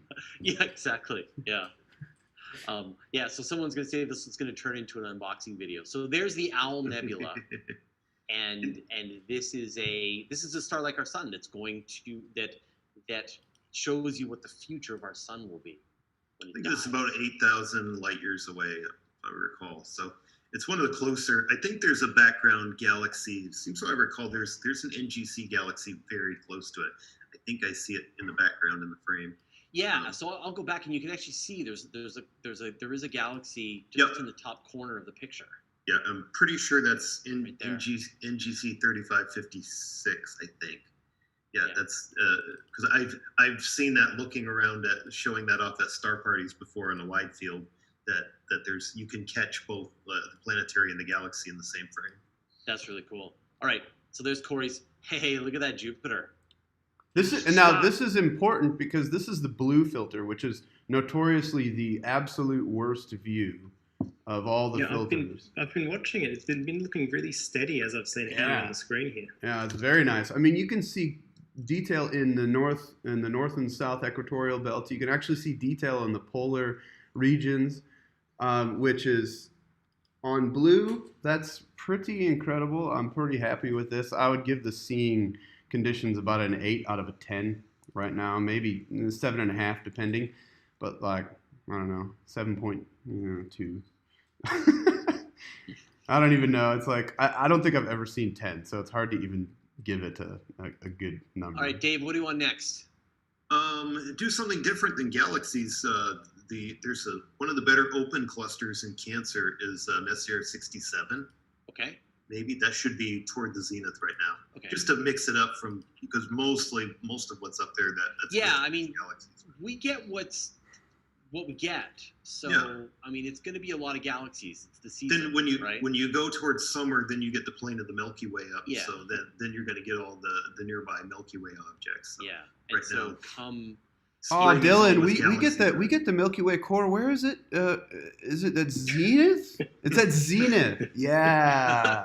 Yeah, we see it just over the horizon. Yeah. Yeah, I've been south of the equator. I've been south of the equator 5 times, and you realize up north we just see a little piece of the core. Yeah, we don't see it really the whole thing. I was in Australia hanging out with Dylan, and I hurt my neck. I'm sure, looking at the core of the Milky Way. You sure it wasn't because you were listening to the music that Dylan likes to listen to? That can also hurt your neck. No, it was straight up. Amy Scott and Fly was asking if we could point at Oumuamua. We could point at the point of the sky that has Oumuamua in it. That is heading out toward. I think it's heading out toward in Taurus, which is sunward right now. Yeah. I think. All right, so we'll go back to Stellarium just to show you where M51 is. And so again, we're spending quite a lot of time in this part of Ursa Major. So M51, we're back, but now we're a little below the handle of the Milky Way. Sorry, the handle of the Big Dipper. So before the pinwheel was up above, and now we're looking at the whirlpool, which is down below. And this is one of the nicest objects in the sky. A cool thing with the Big Dipper is it's actually what's known as the Ursa Major moving group. All those stars are a few hundred light years away, and they're moving past our part of the galaxy right now.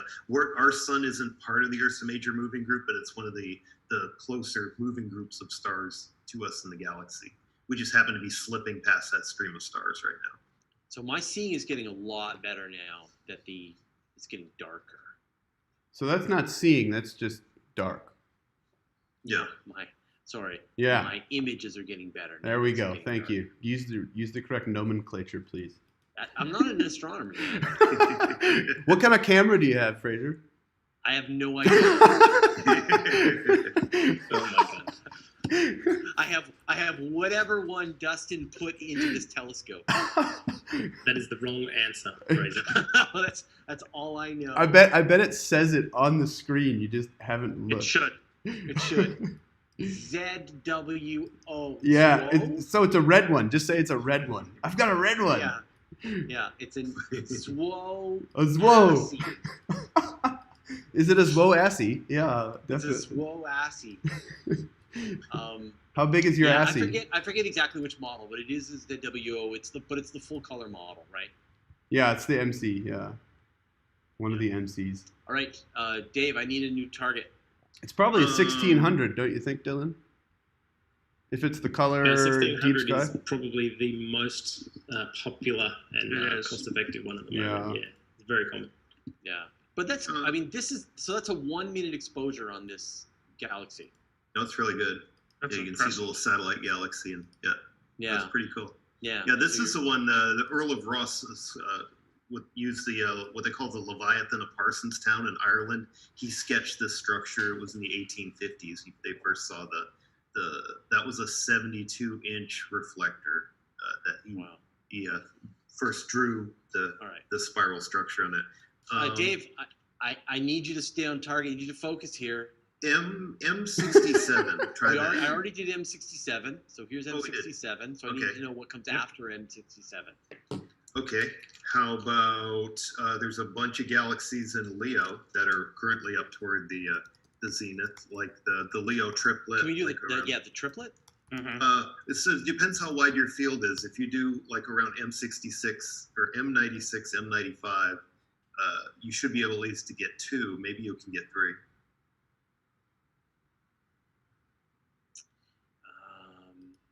Okay. All right. So give me. So what was the galaxy again? Try M96. Okay, M96. Oh, can you guys hear the hadida birds every once in a while? Dylan, remember those? The ibis. The what, sorry? You guys, we call them Oh, hadidas the here. bin chickens. Yeah. Bin We've got these massive birds. They're ibis, and they've got them in Yeah. Australia as well. And they're just the most annoying things ever. They're like flying rats with beaks. I think I can hear. Yeah, beautiful. you will. They sound like pterodactyls. It's ridiculous. We've got a starling who has figured out how to imitate a bald eagle. And so we've got this starling It's really who punching sees upwards. this tree above our house and is constantly making this eagle call. And we keep thinking we hear an eagle. And then, nope, it's a starling. It's out there. Made you So look. funny. Yeah, exactly. Yeah. And then every now and then we hear some real eagles, but Oh, cool. yeah. So there's your M67. 67. Yeah. That's pretty good. Yeah, it's one of my favorite open clusters in Yeah. the springtime up in Cancer. There's some discussion that the metallicity of these stars seem to be very similar to our sun. So there's some hints out there that are this isn't proven, but because they don't know what cluster our sun might have been related to like earlier, but there's some hints out there that this cluster seems to have some very tantalizing similarities when they look at the spectra of these stars. Some of the metallicity of them is very close to what our sun has. So it might be it could possibly be the progenitor cluster of our sun. Oh wow. Yeah, it's just that was a study a few years ago. That's still debated right now. Because our sun had a binary at some point, or most stars have a binary pair, but partner. Yeah. We just don't know which one is ours. Yeah, we would have been born out of like the Pleiades, like a stellar nursery, something like that. But it's interesting that some of these stars here, when they're looking at the spectra of them, that our sun is a very metal-rich star. Metal being anything above hydrogen and helium in astronomy is metal. So. All right. I think I've got a picture of the galaxy. So give me another target. Go back to. Jupiter. There's another group of galaxies up in Leo around M65 as well. So that was M67. 67. Oh. No, that was. Didn't we do M65? Where am I pointing right now? I think the next M96. I'm on M96 is the Leo triplet. So. Yeah. Okay. So do you want to go with? Tony is asking for the Heart and Soul Nebula. Can we do that right now? Which one is That's that? the fall, isn't it? Yeah, that's not up yet. Yeah. Yeah, a lot of those nebulae we just can't get them right now. It's galaxy season. Yeah. People are asking me how I'm able to use this telescope. Yeah, the telescope that I'm using is located in Landers, California, which is why, it's not just filling up with water. which is if I had a telescope, that's what it would do. Yeah, for the Heart Nebula, it's circumpolar. What that means is that it never does set, but it's super low in the horizon right now. Right. Yeah. Okay. It's about 23 degrees above the horizon. It's not right. All right. So someone was saying the Mercurian chain.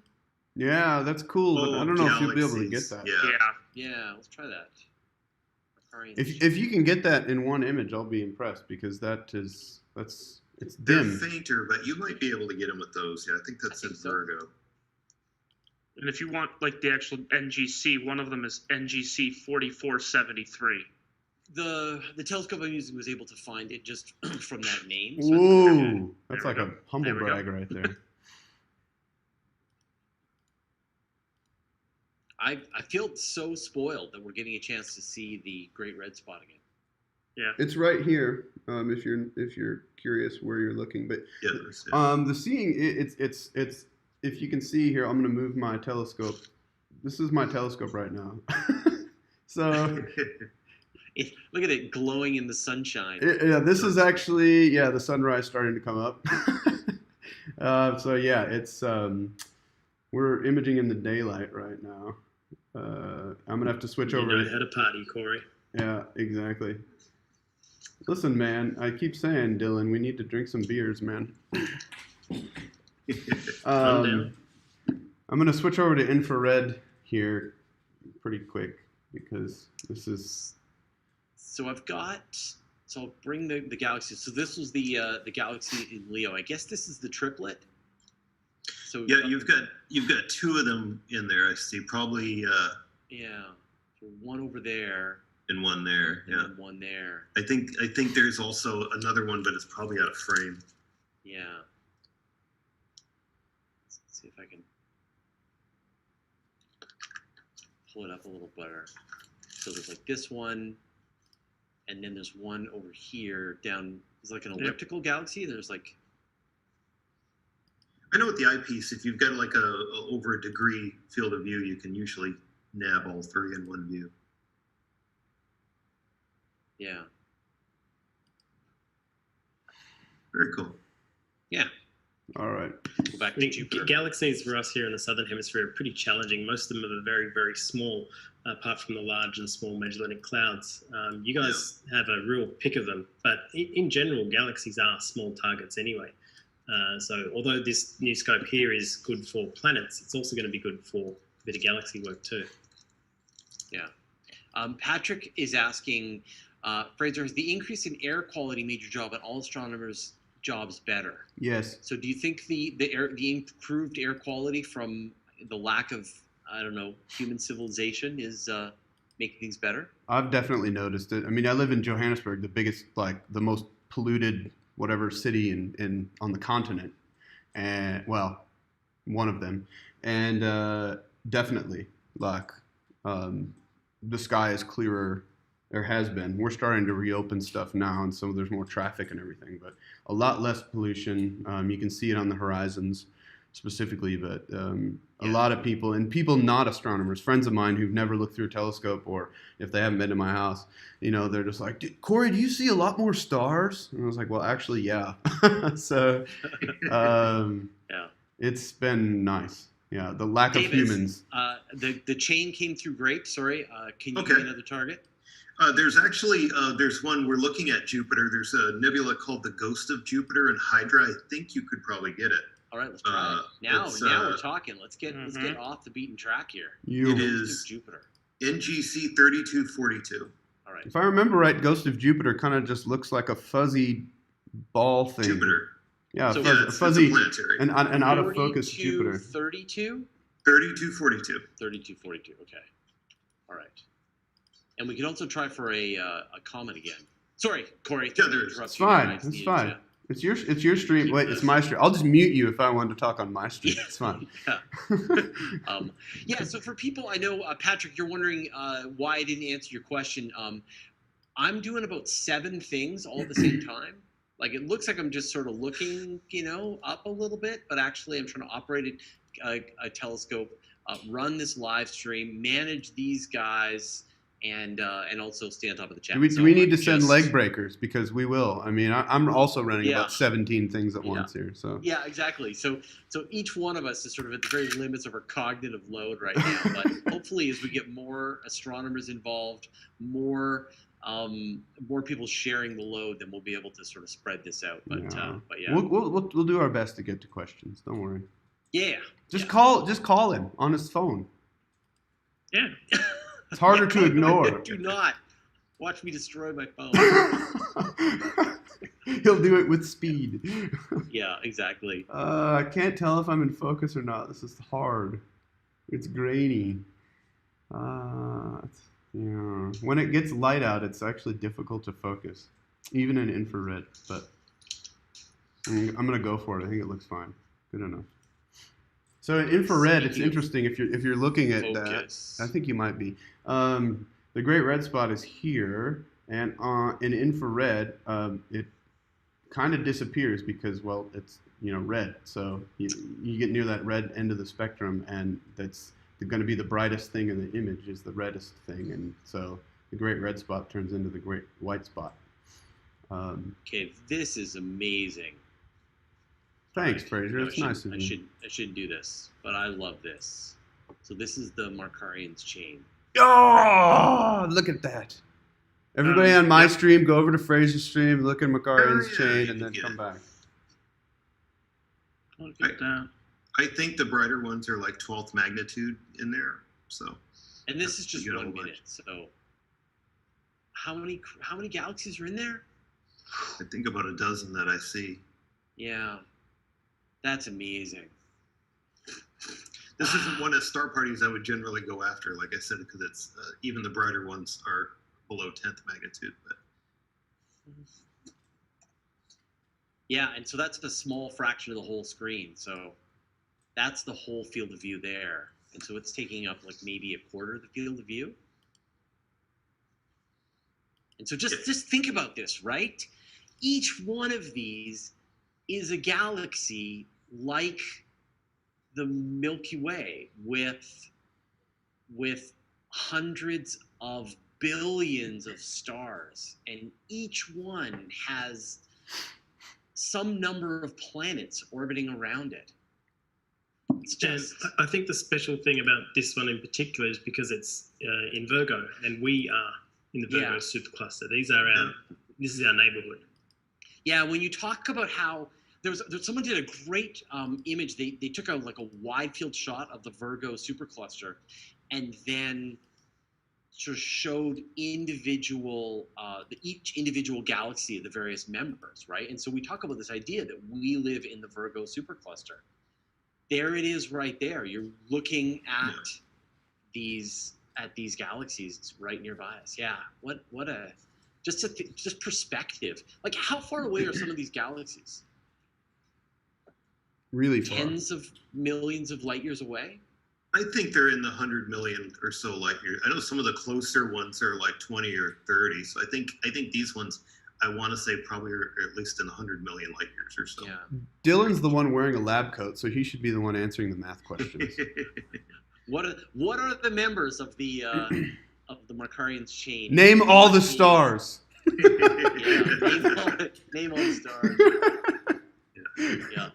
Yeah, I think it's a rough rule of thumb. Most of these ones that are 12th or 14th magnitude, I would say they're probably in the 100 million light years or so range. All right, I'm going to refocus the telescope. It's getting a little blurry from my perspective here, so I'll do that. I'm going to go back to Corey's view here. Check my telescope view. It's so pretty. It's such nice colors. I mean, aw. Look at that. Is that like a bird? A bird just flew by. Probably. Yep. Oh, cool. I'm just waiting for the day where a bird perches on the tube and just poops right down into the mirror. Because it's gonna happen, and it's probably gonna be the both best and worst day of my life. Oh boy. So guys, I'm trying to figure out. I built my own observatory thingy, like a telescope cover, and I want to give it a name because Dylan, he always says I'm Dylan O'Donnell from the Byron Bay Observatory, which is a load because it's his backyard telescope. But I'm gonna steal the idea, and I just need a name for mine. It's basically just a big green tarp.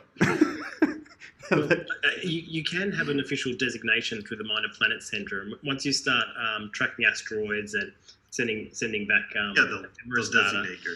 they will give you a designation, and you can pick whatever you want. Like there are some Star Trek jokes and stuff in that designation list. That's I just picked amazing. Byron Bay Observatory because I am literally the only observatory here and the easternmost in Australia. So I decided to take that first before anyone else did. That's pretty cool. See, I need to come up with a name that sounds Is official. there a but- Johannesburg Yeah, observatory? There actually is. Yeah. Oh, okay, all right. People probably don't know, most people don't know, but in South Africa, in the Karoo Desert, which is about a 12-hour drive for me, I've been there several times, is the South African Large Telescope, which is the largest optical telescope in the Southern Hemisphere. It's got an 11-meter mirror, and it is incredible to see. It's in the middle of the semi-desert, and it's beautiful. There's tons of domes. They actually rent out the land on the top of, I don't know if that one is actually an extinct volcano or if it's just like one of the mountains, but they rent out the land to a lot of other countries and observatories. So there's quite a few smaller observatories right like on this little hill. It's just a really cool place to be. So yeah, there's that, and then there's the SAAO, which is the South African Astronomical Observatory, which is in Cape Town. And then here in Johannesburg, there's at one of the universities, there's an observatory there. I don't know if they do much with it or if it's just kind of like, part of the university and they don't really use it. But there is one. There's actually an area, I think it's in Cape Town, called Observatory. It's like if you live in Observatory, that you could live there, which is cool. So I'm gonna have to give mine like more Interesting. personal name. I'll have to look that up. Yeah, there might be an observatory in Johannesburg as well. I feel like I've been there. Going with the standard convention that you call things an acronym, and it refers to the size of the telescope, like big effing Yeah, telescope. You should be the CBT, Corey's Big Telescope. that could work. Oh, hey, my dog just visited. You guys want to see my dog? Check out my dog. Hold on, come here, Vega. This is Vega, a star. Whoa, she's touching my screen. Oh, cool. Aw. Oops. Don't touch the screen, dog. Say hello. Dave, there is your 32. She's actually looking Ghost at the of screen. Jupiter. What do you think? 42, Ghost of Jupiter. Yeah, it's a planetary nebula, but it's a fairly bright planetary nebula. Again, doesn't show a lot of detail, like Corey was saying, but that's why they get the name planetary nebula, because astronomers back 17th, 18th century visually they look like planets. That's why there is the Ghost of Jupiter. It's like they have nothing to do with planets actually, but astronomers back in the day didn't know anything about the nature of what these objects were. They just knew visually what they looked like. Someone's asking if I can see Neptune. What's up? What's up for me? I don't think. Nope, not Neptune. Yeah. The only evening planet we have is Venus right now. Venus, right? Not Uranus. Oh, Pluto's everything's right in order. nearby. Not Venus. It's like at the horizon right now. So- Fraser, I'm probably going to let you go, but I have the coordinates to the comet T2 fan stars if you want to look at it. Is that the one we did last week? Yeah, it's up in the evening. You were talking about comets. It's really the only other one is F8 Swan, but that's in the morning. Oh, okay. I've got Neptune over here by me, actually. Do you want to try to get it? That'd be awesome. Oh my Do goodness. it. I've never tried. And it's also daytime. So Neptune in the daytime, yeah. I think the moon is very near Neptune. I right think now. you're too far away. The astronomy police won't be able to get to you in time. well, also Pluto is right next to Jupiter. So it's like actually just next door to where I'm looking right now. But geez, again, daytime, not gonna happen. No. Yeah, you can. You can have a dot. We've done it before. Yeah, but in the daytime in infrared, yes. Yeah, but I would love to see that Neptune. We'll do it sometime. Probably not now. Dave, sure. So why don't you give me the right ascension and declination, and then I'll take a picture and I'll send it to you later on. All right, right ascension 9 hours 23 minutes. 9 hour 23 minutes. Yeah. And declination plus 72 degrees 49 minutes. 49 minutes. Okay, awesome. I'll take a crack at that as well. Yeah, it's 8th magnitude right now. There's a bunch of binocular comets, but that's the only good evening one for Northern Hemisphere right now. Yeah. I tried for F8 Swan the other morning. I couldn't find it. It's very low in the twilight right now, in the dawn. So. Yeah. Awesome. Well, David, always a pleasure. Thank you so much. If you show up next week, bring a list. As you can see, once this telescope starts rolling, it just actually targets. I did some research this time. So, Well, use the book. So for people who don't know, Dave's got a book coming out shortly that will be covering. Do you want to say hello? Topics, You're on two different live streams. The book is actually in shards right now, but I actually have the custom maps that I made. They didn't do full page, unfortunately, for the book, but I have them as full page. So my live stream. But that's what I'm working on at the same time. I refocused my telescope, so I'm going to try going to this target that Dave was talking about. And I also must love and leave you guys. It's been a pleasure to be back on the virtual star party again. Yeah, it's good to much see love you. from the Southern Hemisphere, and hope to do it again next time. Yeah, Cheers, well, we're going Dylan. to do this every week, so you'll get an invitation every week, Dylan. Then you can just decide whether you want to, try using the solar telescope, or I'm trying to think. Will there ever be a time when you'll be able to have like the morning sky like Corey's doing, or will you always be daytime? It's like unless you do it at morning or midday your time. Well, I'm trying to think. So in the middle of the winter time, it'll be. We'll probably start at like 5 o'clock our time, so probably 3 hours earlier. Mm-hmm. Does that work? I'm definitely up for some nighttime astronomy. That would be great. Yeah, Don't you have an infrared filter, Dylan? Yeah, just. No, I'm serious. That's what I'm using right now because my sky is blue. Nice. So Yeah, that's cool, but I'd be doing deep space stuff. Look at you, just like nah. All right, Even later, with guys. that Cheers, new, Dylan. With that new telescope. What'd you ask him? I can maybe answer. Oh, I was asking with that new telescope. Like, isn't that like more of a planetary one? It is. It's a very long focal length, but knowing him, he's probably going to put a hyperstar on it or something and do some deep sky with it as well.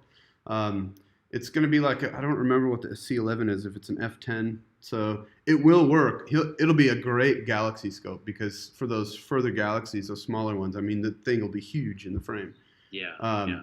So, and with his, he's got a CGX mount. So it's a big mount. It'll be able to track nicely with that C11. So it'll work quite well for deep space stuff. I'm going to hang out just enough. I want to see what the comet looks like. Yeah. Then I'll probably, I will All right. depart. All right, we're moving to that position. I think we're at it. Let me just double check. And I want to make sure I got the field right. Yeah. I looked it up on Starry Night real quick for the. No, yeah, Telescope you do, Dave. I got it. using Yeah. anymore. Okay. So I think I'm there. So let me take my shot. I'm gonna see how many Jupiters I've captured here in infrared, and then I can move over to the moon and do infrared moon stuff. It'll look like nighttime again. So let's see, how many do I have? All right. So let me see 1, 2, where that. 3, What's the? I wonder if comets are available in 6, is it pan-stars. 2 more. This one, I don't think it's in Stellarium. I had to manually load it into Starry Night. That's how I have Sky Safari, and it instantly shows it once you update the solar system. Okay. Yeah, it'll let you show it on there and everything. I've liked Sky Safari a lot better recently. I've noticed the ephemeral data is much more accurate with Sky Safari than some of the other apps. So like if you want to know when the GRS is going to be, showing, or moons and everything, it's actually very accurate within a few minutes, where things are going to be. So a lot of times when there's a new comet, I have to take the ephemeris from hit from JPL Horizons and then manually input it into Starry Night, Oh, which is nailed kind of it, tedious. Dave. But, okay, let's see what it Yeah. looks like. Yeah, it's gonna be good. This one I had got from downtown with Stellina as well. I'd actually managed to get a little bit of an image from it. So I wonder if I can get the Iris Nebula. It's 20 degrees up right now. Oh, I'm synchronizing my focus run. Okay, hold on a second here. I'm so stoked at how stable my skies have been, like tonight. Mm-hmm. I haven't had stability like this for quite. Oh, what just happened? For quite a few days. Sorry, I just had a little bit of a nerd freak out there. there is another comet coming up this summer that I've been following. A U6 Lemon actually may be a good binocular comet. It's kind of near the sun right now, so it's not great to. I was looking at it earlier tonight to see if we could get that, but in a month or two we may get it. Sorry, So there's about 4 or 5 binocular comets right now. I wasn't So listening you're not properly. going to try to go for Neptune, Corey? I'll go for Neptune on the way to the moon, and I will see. Oh crap! Alright. I got to do another You're going to meridian try the moon. flip. Oh, that'd be nice. The moon would be great. Yeah, I got to do another meridian flip though, so you have to give me a minute or two. I'm gonna do one more capture of this Jupiter, and then I'll move over and do non-serious stuff, which will be the Neptune and the moon. Yeah, unfortunately, I got to wait a second for the data to show up. Mm. Yeah, I mean, you can see that from when we started looking at Jupiter again, the GRS is right here. Oh, here we go. You know, it's already moved like a full GRS rotation. Or diameter, Right. rather. I'll get you this comet, Dave, and then you're free. I'm just curious to see what it looks like now. I haven't seen it for a week, so Yeah, comets it looks great. kind of. I think I had heard something about this might be sprouting a small anti-tail as well. So Oh, just really? curious. Okay. Yeah, see. Sometimes you get a twin dust and ion tail, and then you get the spiky anti-tail toward the sun. So comets can change appearance. This one hasn't been getting as much press, but it's well located right now. It's too bad because it's up in Ursa. I think this one goes near Messier 81 and 82 in a It day is. or two. Yeah, it passed by it about 2 or 3 weeks ago. Yeah, so that makes a good. It's very photogenic. And so the anti-tail is like a second tail that's... I don't quite see it. No, not in that. But it would be like a spiky kind of sunward tail, because the dust tail always blows away from the I'll sun. try to blow out the image. Would that be called the ion tail, or is that something different? Usually, ion tail is kind of like is different. This Okay. one would be sun. I don't see it, but again, it might be something they're seeing. I don't know, with Hubble or something like that. So is the anti-tail on a comet like saying it has an innie instead of an outie? It's an opposite facing. Yeah, I'm here all week. All right, let me see if I can get the Iris Nebula. That'd That's be cool. great if I could. All right, I'm going All to right, thanks, depart. David. Yeah, I will see you next week. We'll see you next week. Bye, Dave. Take care, Dave. And of course, Dave handles the amateur astronomy beat for Universe Today. Look at the sunshine again, shining in on you, Corey. All right, let's. Oh, Whoa. find Okay. this. Yeah, I'm gonna in 20 seconds. I'm gonna go do a meridian flip and switch back over to the other side so I can do the moon. And yeah, we'll see if Uranus can even come into view. Neptune. Oh well. Are It's you more, gonna try Uranus as well? it's more fun to say Uranus, but Yeah, yeah, you just Neptune. call it every planet Uranus. I don't, man. I would be so impressed if we could see anything with Neptune. If we can do it during the day, this is going to be incredible. I'll bet you we will. With how good your telescope setup is, and planets are fairly bright, so. But I'll bet the you other we'll the other see. thing I'm worried about is the fact that I don't know if I'll be able to find it and get it in the view during the daytime like this, because in the finder scope it's going to be pretty much invisible. But I'm gonna try. I am gonna try. Okay, I'm gonna go do that. I'm gonna go move the scope. So I'm gonna So stand by. Yeah. Let's see. No, I don't. Crush Nut is asking if Dave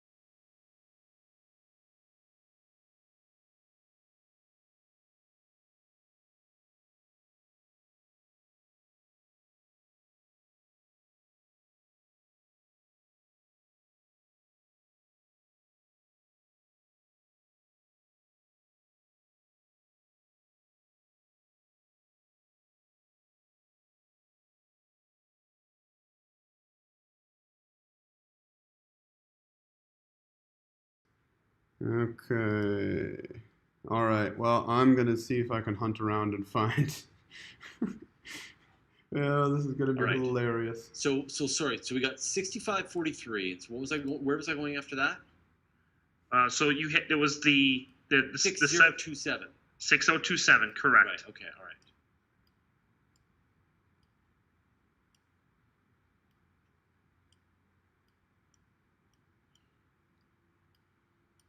I'm already tracking. Okay, I'll take a picture.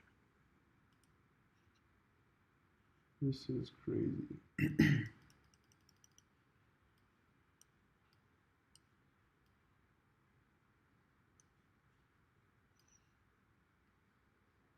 The Turtle Nebula. I've never seen that before.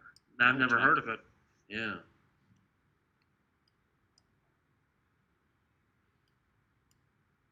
I think. Okay, I've got it. Okay. So this is another little blue blob.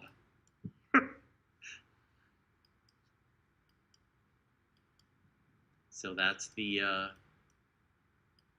one there. What was that? That's 6543. AGC 6543. And looks like there's like some other little bit of nebulosity can find nearby. that I'm too, sure if I yeah. did a longer exposure, it would, or Yeah. built up the image a little better. I got another satellite trail going through the picture. Nice. Yeah. How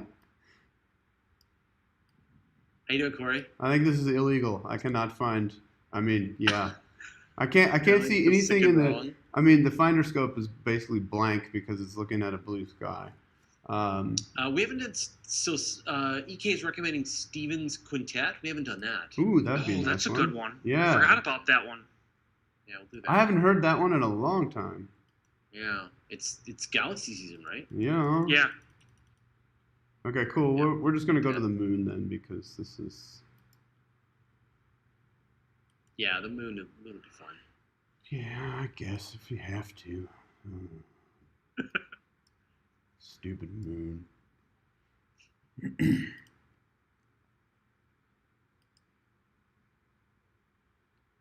Right. Oh, that's a nice crescent too. Look at that. Yeah, that's gonna be really nice.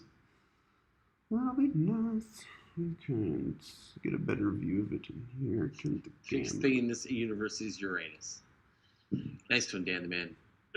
You did it. It's the gaseous Even one. though you didn't have it in you, even though you're already losing enthusiasm, in the end, you pulled one out your butt. You know, yeah.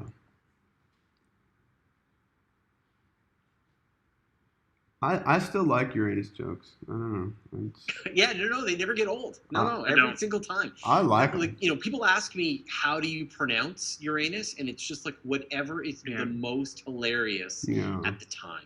I think the correct answer to that question is you can pronounce Uranus however you want. Yeah. It's yours. Yeah. Whoa, that's bright. Yeah, let's just change that. Ooh. That's a little too much. Let's do this. And this is using my ridiculous. Are you focal back in length. infrared mode? There. Oh yeah. I always was. I haven't ever since it started to get light out. I haven't changed from infrared. So this is infrared of the moon. Now, let's see. Let's give you a decent view here. Oh,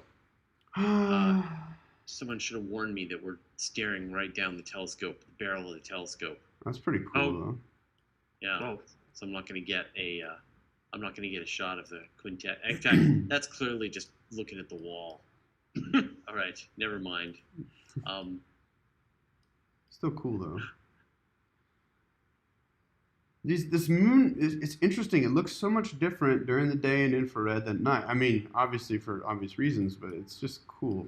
Like it's got this strange texture. Yeah.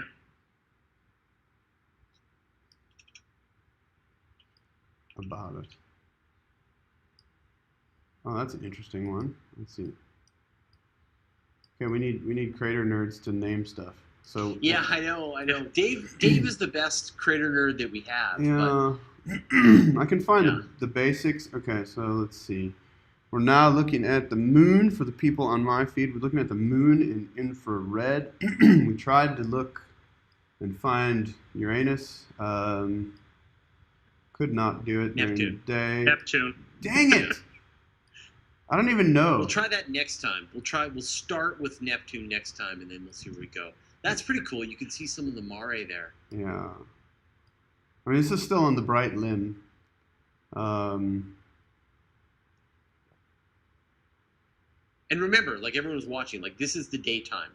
Yeah, it's like, daytime. It is blue skies. Yeah, this is the day moon. Yeah. Let's go over. So this is the smooth area. Let's go over to find some cool. Ooh, that's cool.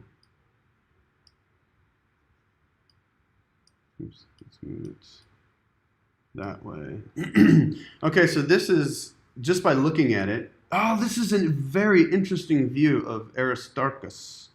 It's like my favorite crater. Such a cool. It's like basically the brightest crater on the moon. It's twice as bright as the rest of the moon when it's illuminated properly. Right in here, this thing is super bright. That's cool. And now it's super pixelated. Yeah, I mean, again, because you're like, if you can see the bright light out behind you there. Yeah. It's daytime. So for the people that maybe can't see it, this is right now. Wow. Yeah, that's a beautiful shot. That's like maybe the best shot of the night. Sun. This is the sunrise on the scope. Wow. So I just did this. Oops. Sorry about that, Fraser. I want to move the stupid window. Okay. Oh!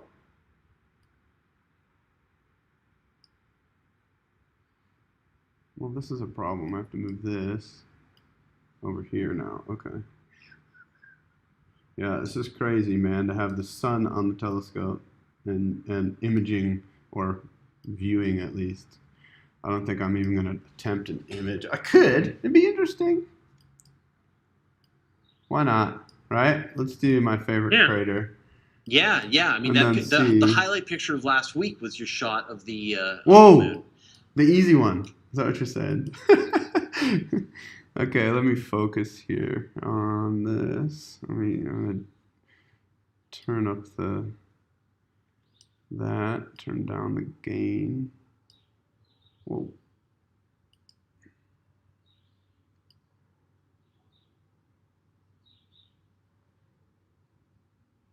That's pretty cool, though. Okay, now. There are just no nebulae up right now. Galaxies, man, yeah. It's all galaxies. I know. Just a little boring I can get one. the Pelican Nebula in another hour. Yeah, another hour I was thinking too. Yeah. I do have a couple of objects that you could possibly try too. I mean, Sure, I'm just doing the. I just finished the sombrero right now. Ooh, nice. I love Give me that another one. target. Okay, the other one that you could possibly try is the Coma Pinwheel Galaxy. That's M99. All right. You could try that one. Aren't there any good star clusters? I know people get bored of stars. We took one but star cluster. They're all right. people are I petty. mean, you could try M92. I mean, I don't know if we got that one earlier or not. Ooh, That one sits just west of the Hercules. I got some wind on this picture of the sombrero. It's cold. Ooh, It's like shut morning and it's cold. Sun's coming out, for crying out loud. Fraser, my question is, do you think you could possibly get the antenna galaxies, or is that too low for you? Let me find out. Yeah, so here's my sombrero. So this is not my best work. Still pretty good. No, look, it's a mess. So I will Let me hang on. let me take a shot of M99. I'll come back for another round with sombrero. Take two. Yeah, stack them up. Yeah, so it's almost 7 o'clock in the morning, my time. Breakfast. Yeah, I need to make more coffee. I made my coffee at 3 o'clock this morning when I woke up. What time did you go to bed? There's a bird on the scope! Oh, man! Let's see the picture. Ah! The scope?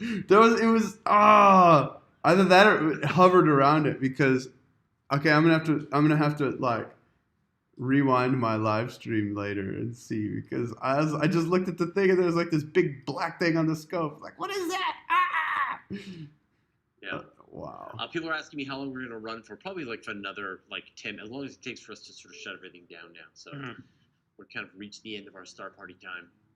Don't worry. Next week, every week that goes by, these objects show, they move another week ahead, and so they should come up a little earlier, and they come up a little earlier, and then after a while we'll be begging for galaxies when we're just gorging on nebulae, and then we get Pleiades, and then we get Orion, and all. It's got to be just see what we can see when we can see it, because there's the veil too. Oh yeah, the California Nebula and all the Rosette. I mean, all this stuff comes up really nicely with this. That's cool. I think that's your best. That's your shot. Take your data, Corey. You think so? If I can get it to come back. Come on. Bye-bye. Come back. Why is it slewing so much? Jeez, man. Okay, there we go. All right. I'm going to go back and take another crack at the sombrero because I am not pleased with that. Yeah, I just looked at that. The wind definitely took it. Yeah. So what's happening now is my atmospheric scene conditions are going downhill real fast. Now that the sun is streaming in and hitting the atmosphere, it's like heating everything up. So it's cold on the ground and hot up high, or getting hotter up high because of the sun, and causing all kinds of craziness. So it's gonna get rough for a little while. So suddenly it's become a bird watching. Yeah, stream. let's see. Let's watch the scope. Let's watch the scope. I could pull that off. We have just crazy birds hitting our feeder. We've got some really weird birds have been showing up the last couple of days. So maybe I will do that. I'll just post a bird stream from our. We've essentially turned our deck into a bird feeder. So we have sometimes 30 birds across our whole deck. Is this like you're throwing trash out there for the birds?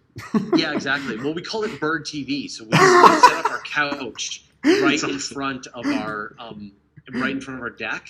Yeah. And then we just sit. My wife and I sit on the we have our coffee in the morning, and it's just birds going crazy right in front of us. Oh my goodness! Is that when you switch from your night pajamas to your day pajamas?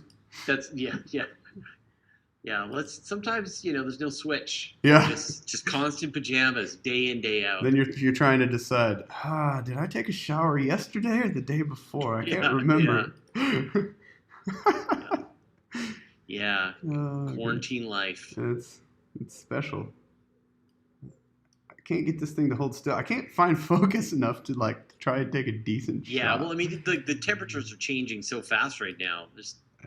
You don't stand a chance. It's well, now that sounds like a dare when you say it that way. Yeah. I dare you to battle the atmosphere. Fraser, I used to move a daub with my bare hands during these things. I think I remember. I think I can nail this.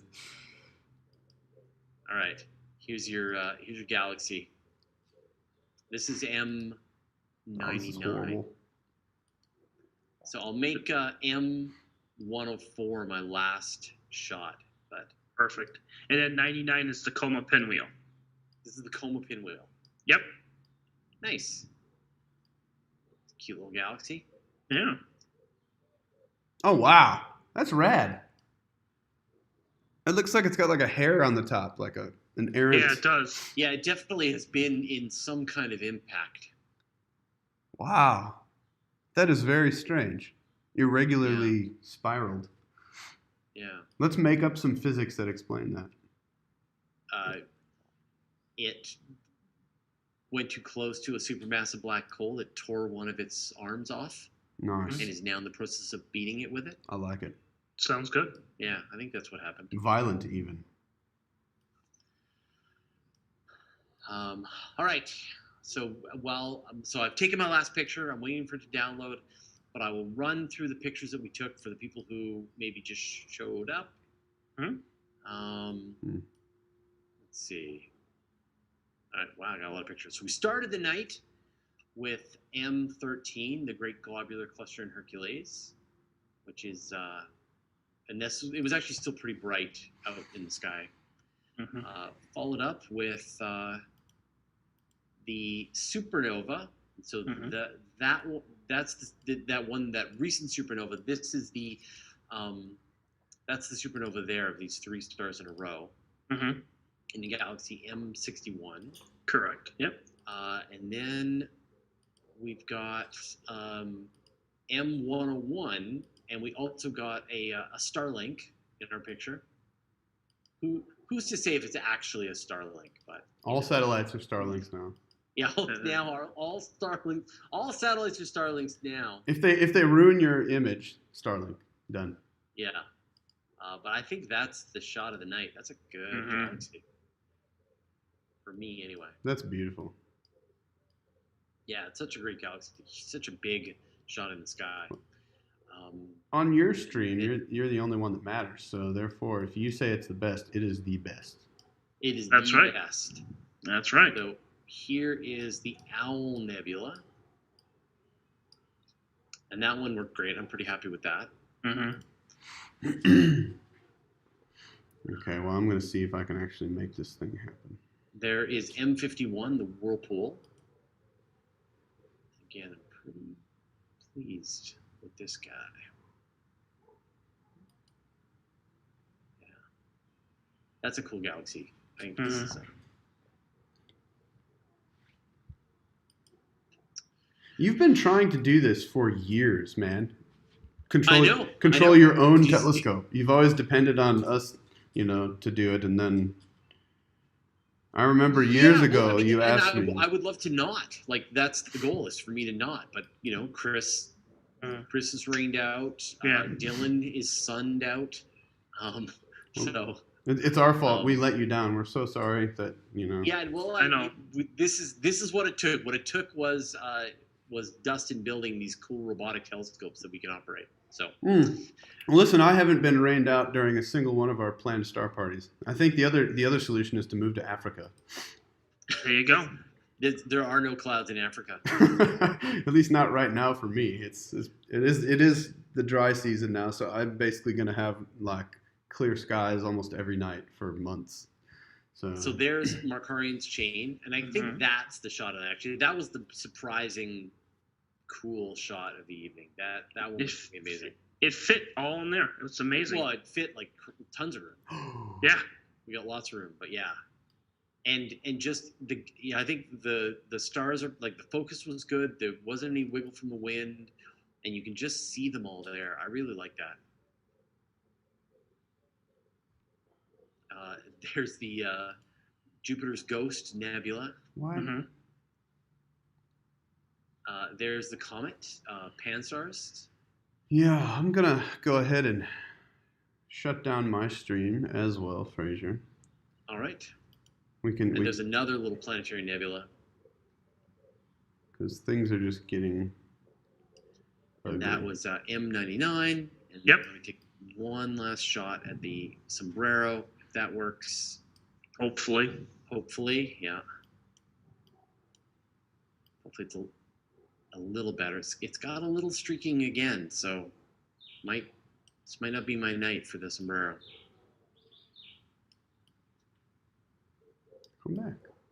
Come back, Moon. That's better. It's better. There we go. Yeah, it's much better. Okay, I take it back. It's just fine. There is the sombrero galaxy. Okay.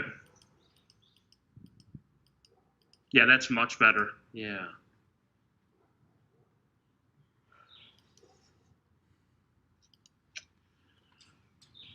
Right on.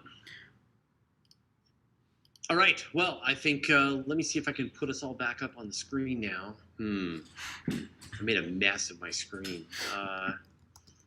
Let's see. I'm going to stop Corey's screen sharing. I'm gonna Whoa. put us in the gallery view. Whoa, that one's Look. Corey's all the way down. Okay, hold on. There we go. There we go. All right. There we go.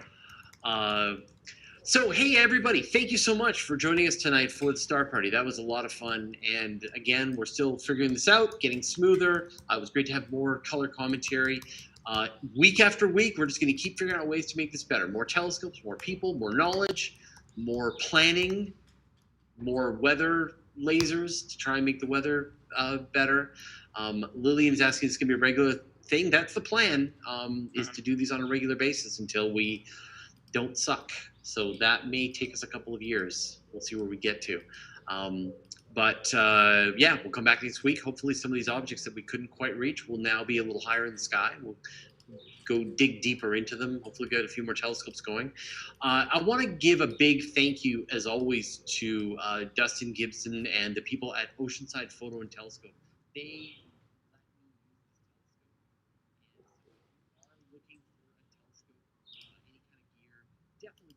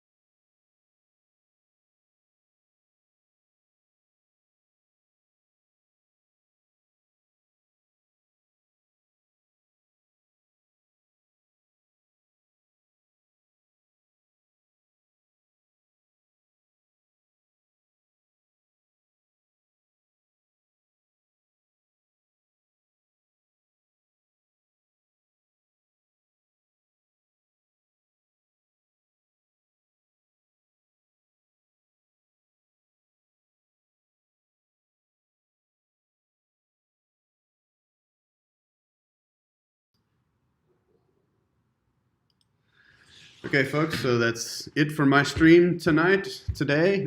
Thanks for watching. Right now, it's just going to be a stream of the moon during the day in infrared. Conditions are getting rough. I need to start my work, my normal day job. I need to process these images and get going with the rest of my day and make some coffee. So thanks for joining in. We've been at this now for 2 hours and 40 minutes. So thanks for joining, and see you next time. Hopefully we'll keep doing some awesome stuff and answering all the questions that you may have. So enjoy.